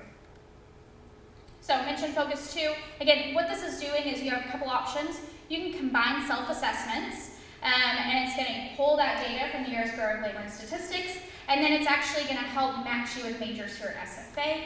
But you can also explore it through your major here at SFA too, and see all the different jobs that you're going to qualify for, both bachelor's and master's degrees and doctoral degrees as well. You can kind of see the whole host through there. So definitely a great resource. We also help connect you with employers. So Handshake is a great way to do that. There are thousands of employers in there. We have over 18,000 employers that have personally connected with SFA to come and recruit you. We also have currently over 21,000 job postings in there. We have a lot of fellowship opportunities that are mixed in there as well. So it just depends on what you're looking for, but more than likely there's something in there that can kind of match something that you're interested in. And just know that with our employers and our job postings, these are reviewed by our office. So we like to say that places like LinkedIn or Glassdoor or Indeed are like the ocean, and this is like a pond, right? This is a lot easier to practice in and get to know people in, and it's a safer environment. And then if you run into someone that you're like, hey, this employer seems sketch, let me know. We'll go in and we can actually do a quick little investigation, work with Handshake's trust and safety team, and a lot of times if that's the case, we can end up having that employer removed so that we don't run into any more issues there. So again, a safe environment, we want to keep it that way. We also have career fairs on campus, and we have about 5 per semester. And then if you see an employer out there ever, recruiting, that's through our office as well, and through our informational tables. Okay, so we also help you with practicing your professional presentation. So resumes, cover letters, personal statements, personal profiles, interviewing practice. So we have mock interview platforms where you can do it fully digitally. You can meet with me one-on-one. We can do a full mock interview. We even have a career closet on campus where you can check out free professional clothing. We've got the full suit in there, y'all. We even have dress socks, but usually we say you can keep the dress socks because I don't want those back. But everything else, return it to us and we'll do the dry cleaning for free for you, and you can just keep checking it out. We really don't ask questions, so if you have an event coming up, feel free to check it out. It's a free resource for you. Okay, here are quick resume and CV tips. We find this is something that's super helpful anytime we have an audience to talk about. So if your resume looks like this, like we have a photo on our resume, maybe you have important information that shouldn't be on there. Like maybe you have marital status on there, maybe you have other information. None of that should go on there, right? We're talking no color on there, no templates, no photo. Keep it really simple. That's because a lot of times our American HR systems won't even allow that type of information on there. Especially if you're interested in federal, If any one of you want to work like federal gov, reach out. We can help you guys with that. There's a really specific way to do resumes for them. And then just know that applicant tracking systems, that's, you do a job posting online. Applicant tracking systems are the ones that are literally tracking applicants on the back end. They can't read templates. Around 60 to 80% of them still can't read them. So that means you could automatically be getting put in the no pile if you are using a template with your resume or with your curriculum vitae, if that's something you choose to do. So just know, if yours looks like this, stop by our office. We can help you out. We have so many resources, and we're here to walk along the whole way, as many drafts as we need to do, okay? All right, so some connecting points with our Career Center, just to summarize. You can do appointments with our office. We do have open office hours every semester. We don't have those released yet because we gotta figure out what our hours are gonna be, but that'll be coming out soon. You can email or call us anytime between the hours of 8 to 5, Monday through Friday. We have online resources. If you scan that QR code, it'll take you to our website. And then we also do fully online reviews. So I know a lot of you guys are busy, and you might not be able to make it to our office. We have options that you can do fully remote. So I want to emphasize to you that no matter what your schedule and busyness is looking like, you can still use our resources to help invest in your future. And if you're like, hey, I just don't know how to fit that in, reach out and we'll help you out, okay? All right, please take a picture of this. These are our upcoming career fairs. Just know that you can go to any of these fairs regardless of major. So some of you might be like, more like, pretty like diverse degree that you're getting in. And so you might be able to go to a career fair and look at it in a creative way. I like to use our teacher fair as an example. If you're like a business student, hey, did you know that school districts have business offices?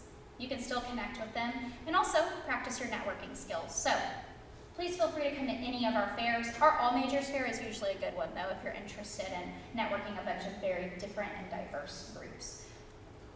Okay, events that we have coming up, wrapping up. We have a lot of events that we're going to be doing.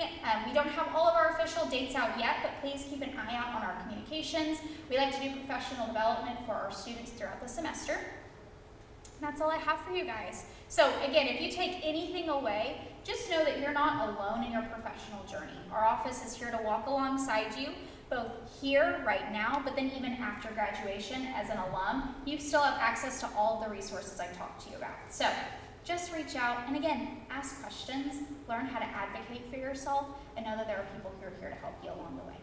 All right, that's all. Thanks, and Maxim. Thank you so much, Emma. Yeah, absolutely. All right, have a good one. All right, instead of doing our transition time now, we have one more presentation from Director Jonathan Helmke from the library. Thank you. Greetings, my name is Jonathan Helmke. I am the library director here at SFA, and I'll welcome you to this orientation here. On the screen back behind me here is our library's website. Okay, that's where your portal is going to be to access 4 things I'm going to talk about today. And so the web address is sfasu.edu/library. That will get you to our library's website here. So there's 4 things I want to point out on the website. On the bottom right-hand side, you'll see a button called Get Research Help. That's our Ask a Librarian. That's how you can ask questions. Let's say you have a research question. You're working on a project and you just don't know where to start in terms of your research. Or your faculty member or instructor may say, you need to find 3 articles that you need for a project. If you don't know where to start, you can ask for help. And we will show you how to access those articles, for example. And so the Ask a Librarian on the bottom right-hand corner, that's where you can chat with us online. Or you can post a question and we'll respond back to you within 24 hours. And so that's where you can post questions. We'll get back to you if we're online.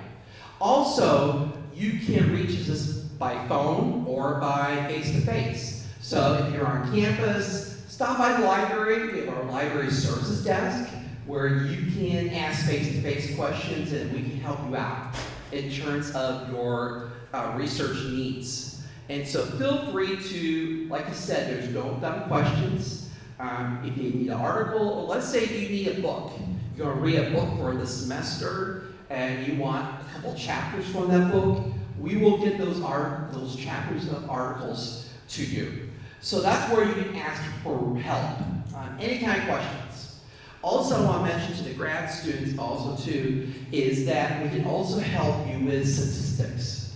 So if you're needing data for your projects, and say, John, I really want to do something about, let's say, educational statistics or economic statistics, we'll be able to help you out find those statistics that you need to find for maybe a research project or for one of your classes. So the research help is pretty expansive. We'll help you connect where you need to connect to in terms of research help. Okay, on the top right-hand corner there, you notice I have an arrow there that points to our library hours. Okay, so that's important if you're going to be here on campus, let's say after class, before class. A lot of our graduate students come on the weekends because they're working and then they come on campus. And so you can be able to find the hours for the library. So our first floor is open 24 hours. That's the first floor, Sunday to Thursday. Our upper floors, our second and fourth floors, open till midnight. The upper floors are closed on weekends, but on Saturday, but you can access our materials through that. And so basically, check our hours out. If there's some, I want to talk about study spaces I meant here, but if you're needing a space to work as a group, let's say, have a group project, and you want to meet face-to-face, we do have spaces for that. And so you check the hours out. If you can tell your group, hey, let's meet in the library on a Saturday afternoon, let's say from 3 to 5, we can accommodate that for that too. So we have spaces for you to do meeting groups. Or if you want to do individual study, a lot of students have told me, John, I just want to get away from my family. I love my family, I need to get away, and I really need to study. And so a lot of times they'll use the library as their personal office to get their work done. And so please use the library for that reason too. So in the middle there, you'll see a space called Reserve a Study Room. That's in the top center there. We have 22 rooms that you can reserve 7 days in advance. So let's say you have a project coming up and you want to reserve one of our study rooms. Those rooms have whiteboards in there. You can plug in your laptops. And so we have those 22 study rooms that you can reserve.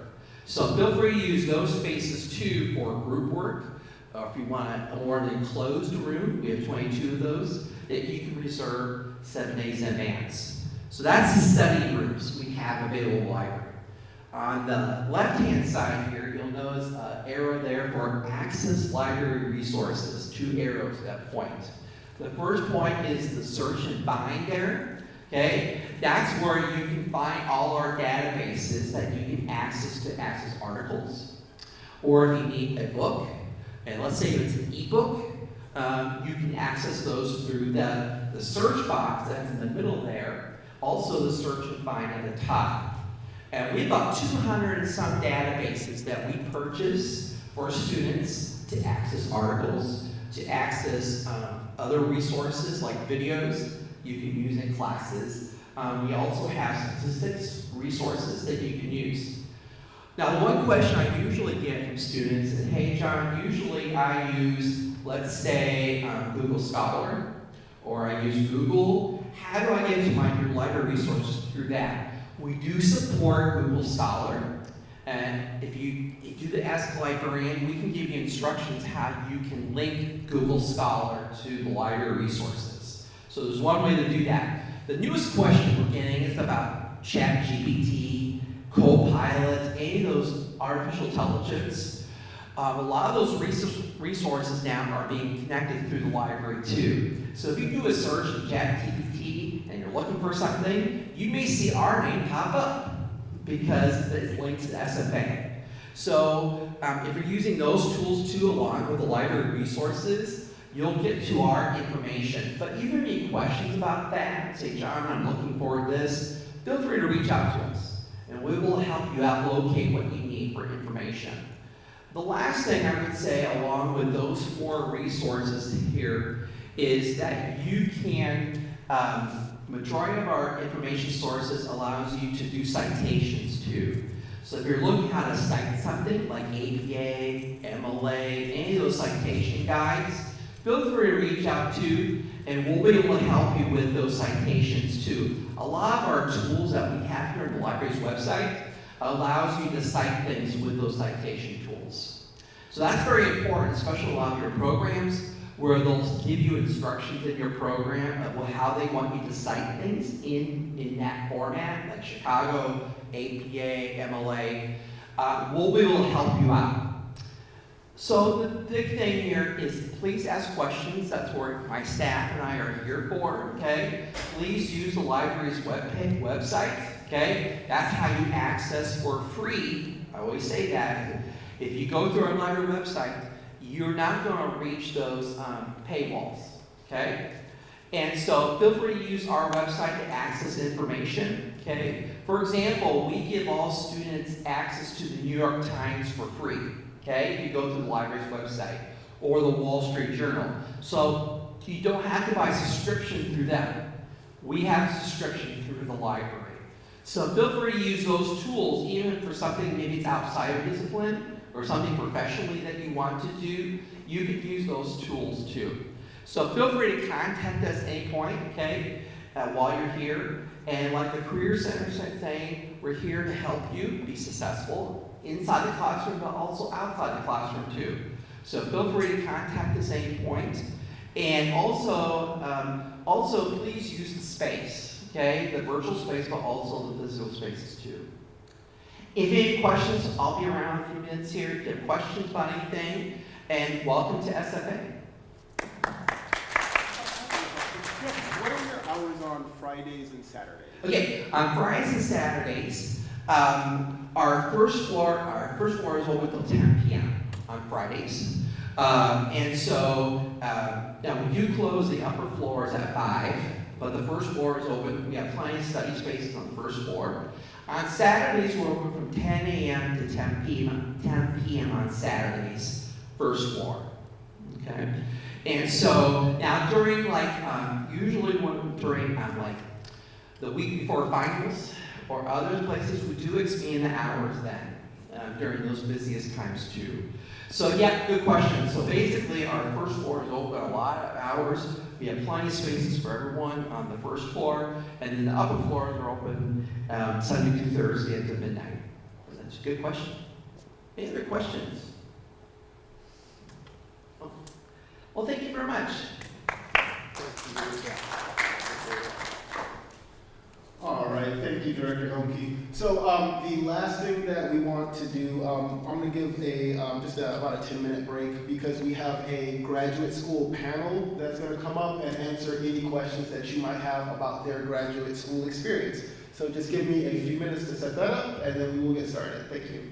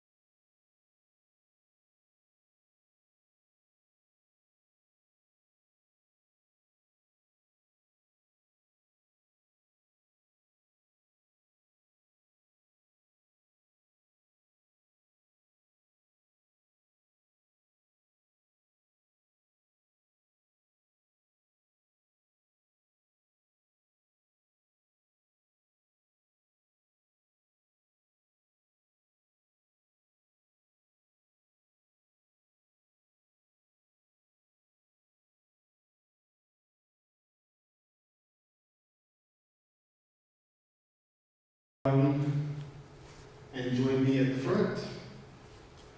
Thank you. Thank you all for being here.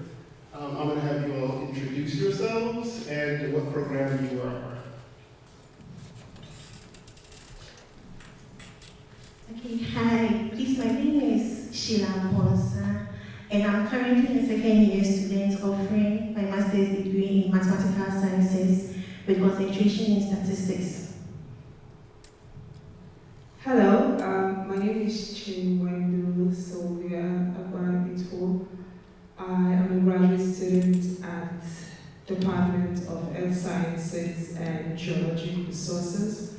My research is focused on applying machine learning in discovering lithium occurrences in Texas, Louisiana, and Arkansas. Hi, I'm Matt Gray. I'm in my second year of grad school here at SFA, majoring in speech language pathology.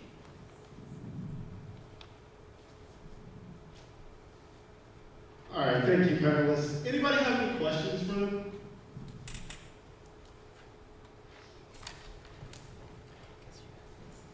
Thank you, sir. Good afternoon, my name is Carlos Jackson. I'll be starting my master's program in forestry this semester. And my question was, are there any spaces for the grad students to connect with, outside of class or any of the, I guess, school activities? So students specifically for grad space, spaces specifically for grad students. Really just, we can meet anywhere on campus. The office itself will host kind of events during the semester where you guys can come by and we'll do like little activities and whatnot. But also we'll do this past year we had a grad night at one of the basketball games where we got free tickets, got to hang out, free t-shirts, that kind of stuff. But we're always available in the office of Research and Graduate Studies. But there's plenty of spaces on campus. But does that answer your question? Oh, yes, thank you. Thank you so much. Anyone else have a question? Awesome. Hello, I'm Akaya. I'm getting my master's in student affairs and higher education. And my question is, what would you say is a resource for grad students that helped you personally the most?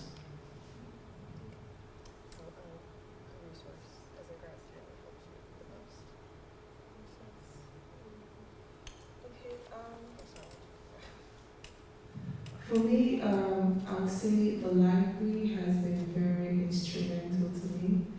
I think I'm always sending requests for articles from journals from the library every week. So for me personally, I would say it's the library. I would say has.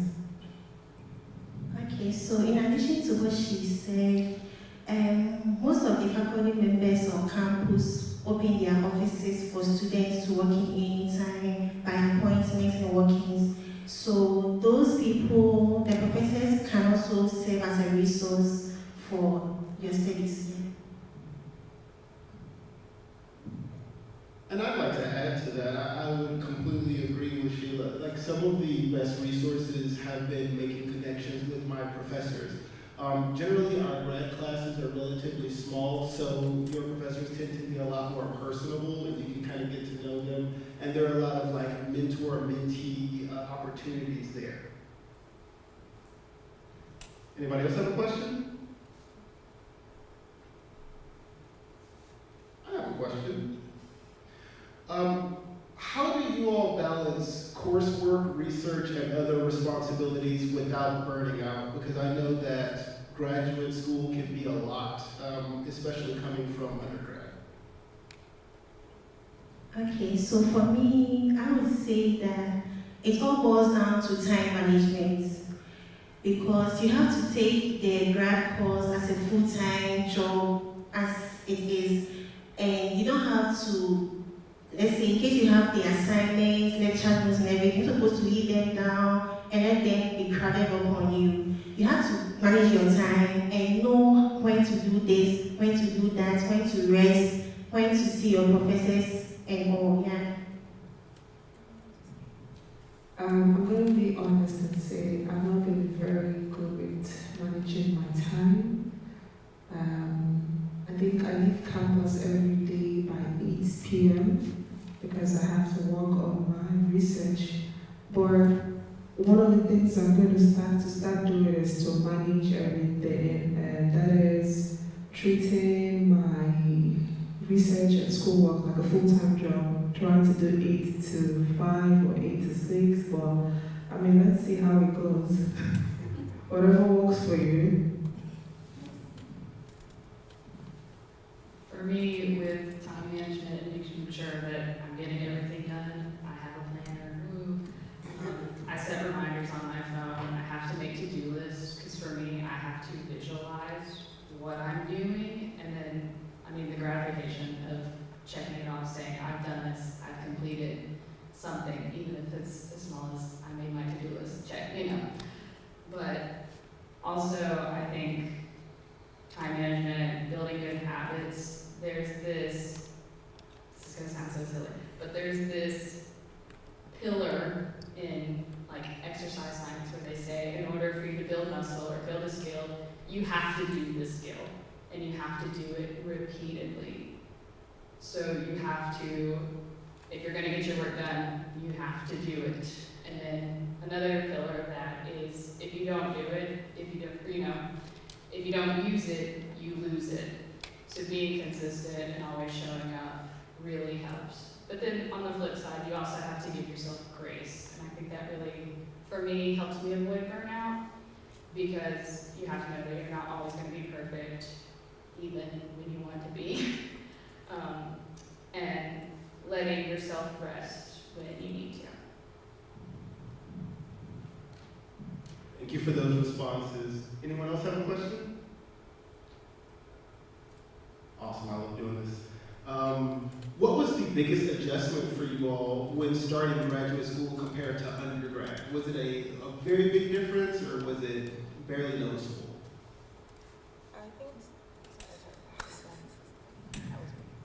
I think from grad school, you get thrown into the deep water immediately. I mean, you just show up on the first day and your research professor hands you the research and you're like, okay, I need a report sent in end of the week. You need to present at a conference, and you're wondering, I don't even know what I'm doing. So I think that for me is just a thing. But the good thing about it is that you get to learn so much in such a short space of time, and you're knowledgeable, and you acquire skills of like learning how to do things on your own and such a fast. On a fast track, yeah, I think that works. That's something I've said about graduate school. It's a real eye-opener, and it's something I would encourage anyone who hasn't taken that step to do. Okay, so what I would say is that the biggest shift for me in terms of grad school is like, so for me, being an international student, moving from Africa to the US to study was something that I had to try and adjust in terms of how things are being taught here as compared to how things were being taught back in Africa. So for me, I try to set goals for myself for every week, every month, every semester. This is a particular goal that I want to set, and this is a particular goal that I want to reach. And also, with what she said, also like, you have to hold yourself accountable for whatever happens to you at the end of every week, every semester. And with that, it will help you adjust to how things are in grad school.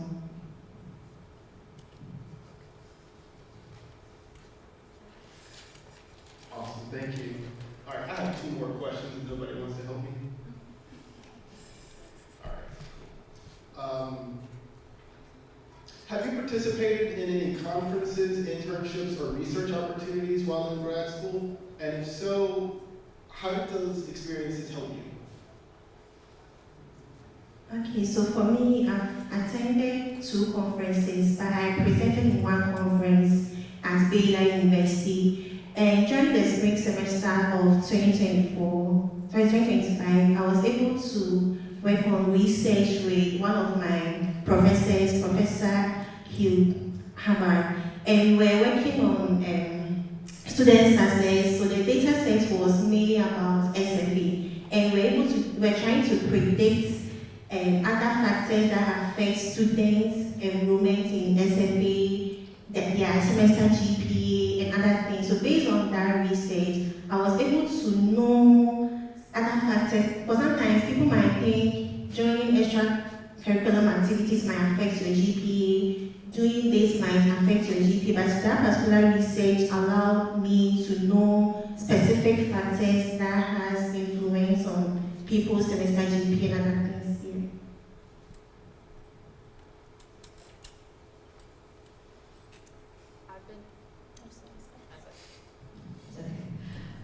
I've been to a couple conferences. One of the first ones I went to was the Texas Speech Language Hearing Association conference in San Antonio, and which it was a lot of networking, a lot of getting, well, one free BTA, but also business cards, signing up for emails and whatnot. And obviously right now it's a little annoying because I have to clean out my inbox so much. But they offer, you know, countless continuing education courses, job offers when they're looking for people. So that's very helpful for post-grad me. And then I also went to, actually this was last weekend, I went to a conference in Shreveport that was hosted by the Parkinson's Foundation. And it was hosted over at LCS. And they had a couple doctors and specialists in the area come out and talk. But they also had a lot of the attendees in the audience were people with Parkinson's. And so kind of getting to speak to them and listen to their questions and hear from their point of view really immerses you in what their life is like. And so I feel like you get to see, which my field is like service oriented, so it was really important for me to see not only my side, but theirs. So I thought that was a really informational conference for me. And I learned about that through, actually there's a Parkinson's support group here in town. But just like little things like that, I mean, there's so many conferences and things you can go to that are available, not just at NAC, but in Texas.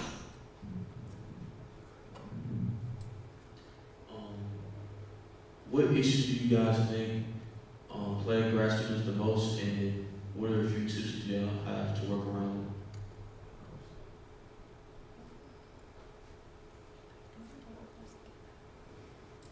Can you repeat that? I'm so sorry. So I was asking what issues plague grad students the most, and what are some tips that you guys have to work around them?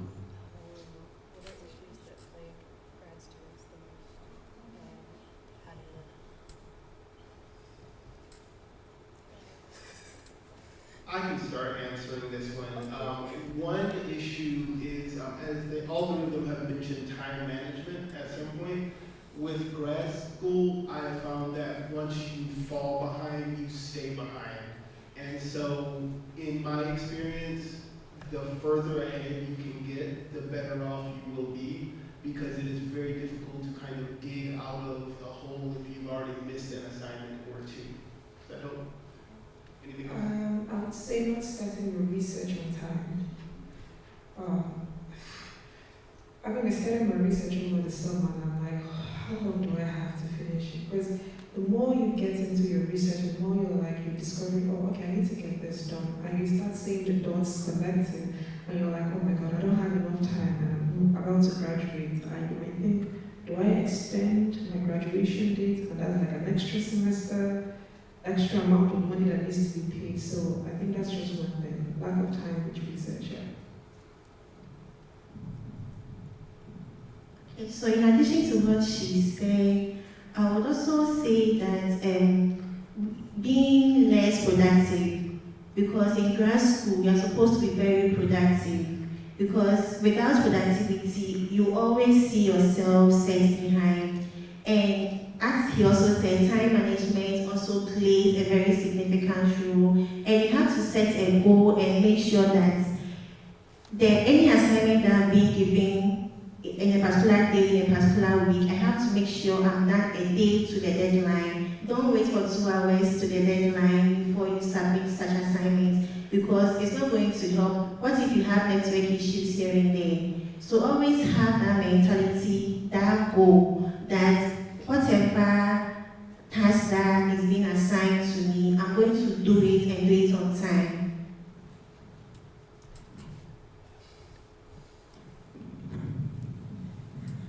I would say for me, I really struggle with imposter syndrome and feeling like I haven't earned or I don't deserve what's been given to me, or how did I get into grad school, especially when I'm trying to do something that I find very difficult.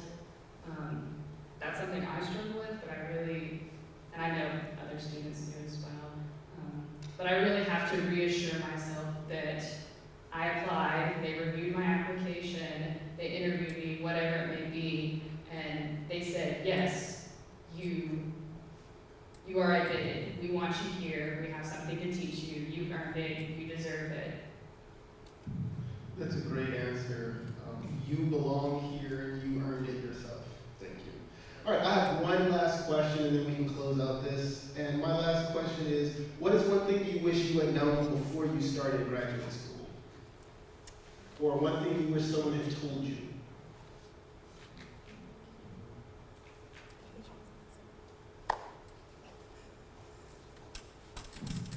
Okay, so this question is something that I wrote down before coming, so I'll read it out. So to me, I wish I had known that it's okay not to have everything figured out before you start grad school. Grad school is a process, and it's normal to sometimes feel overwhelmed in the beginning. But note that things get clearer and clearer as you move forward, as you meet your professors, as you form groups with your friends, as you always don't feel little of yourself. Yeah. Something I wish someone had told me before I got into grad school would be, you would be doing all of the work. And what I mean is that your professor is just going to come and tell you, okay, this is what we're going to be researching on, and then you just have to go in and start figuring out everything yourself. Research, it's not like undergrad that you have a curriculum and stuff. I mean, at the end of the day, it's going to be you, I did this work. So I think that's something I wish someone had told me. Yeah. One thing I wish I had been told prior to grad school is when I started, I felt like I was playing pretend, that I was playing dress up as a big kid, as a grad student, and then it turns out everyone else felt the same way, that I wasn't the only one who felt like I was putting on this mask as a, perfect adult who gets all their stuff done on time, and it's perfect every single time.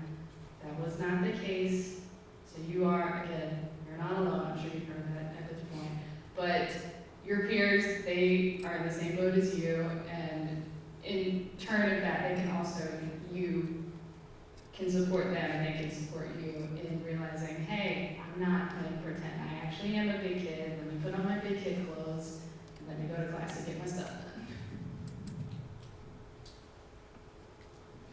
One, thank you so much for being here and helping to answer questions. Thank you. Really appreciate it.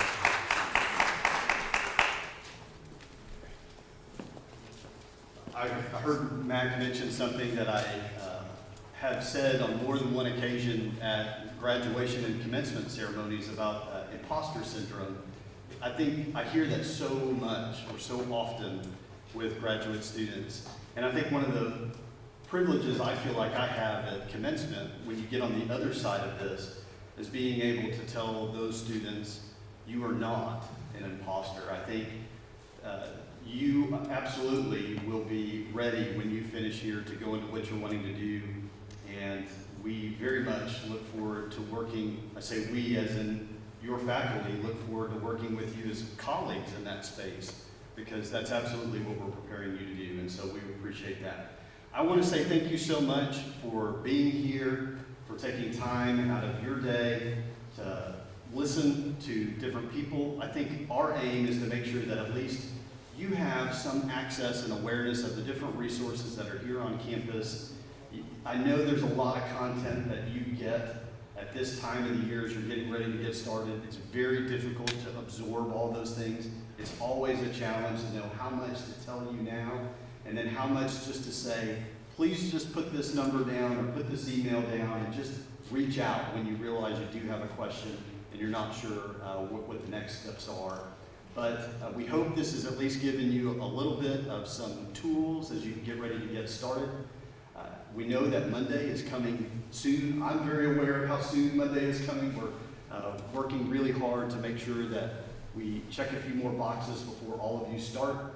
But again, I want to say my sincere welcome to SFA. We are excited to have each of you, and wish you the very best as you get ready to start the fall semester. And please, please don't hesitate to reach out if you need anything at all. Thank you again for being here. We appreciate it.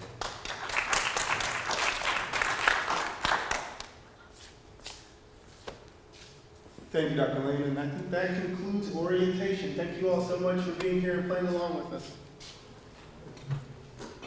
Axe and Jacks. I almost forgot to say that. There was something I was forgetting. Feel free to take pictures in front of the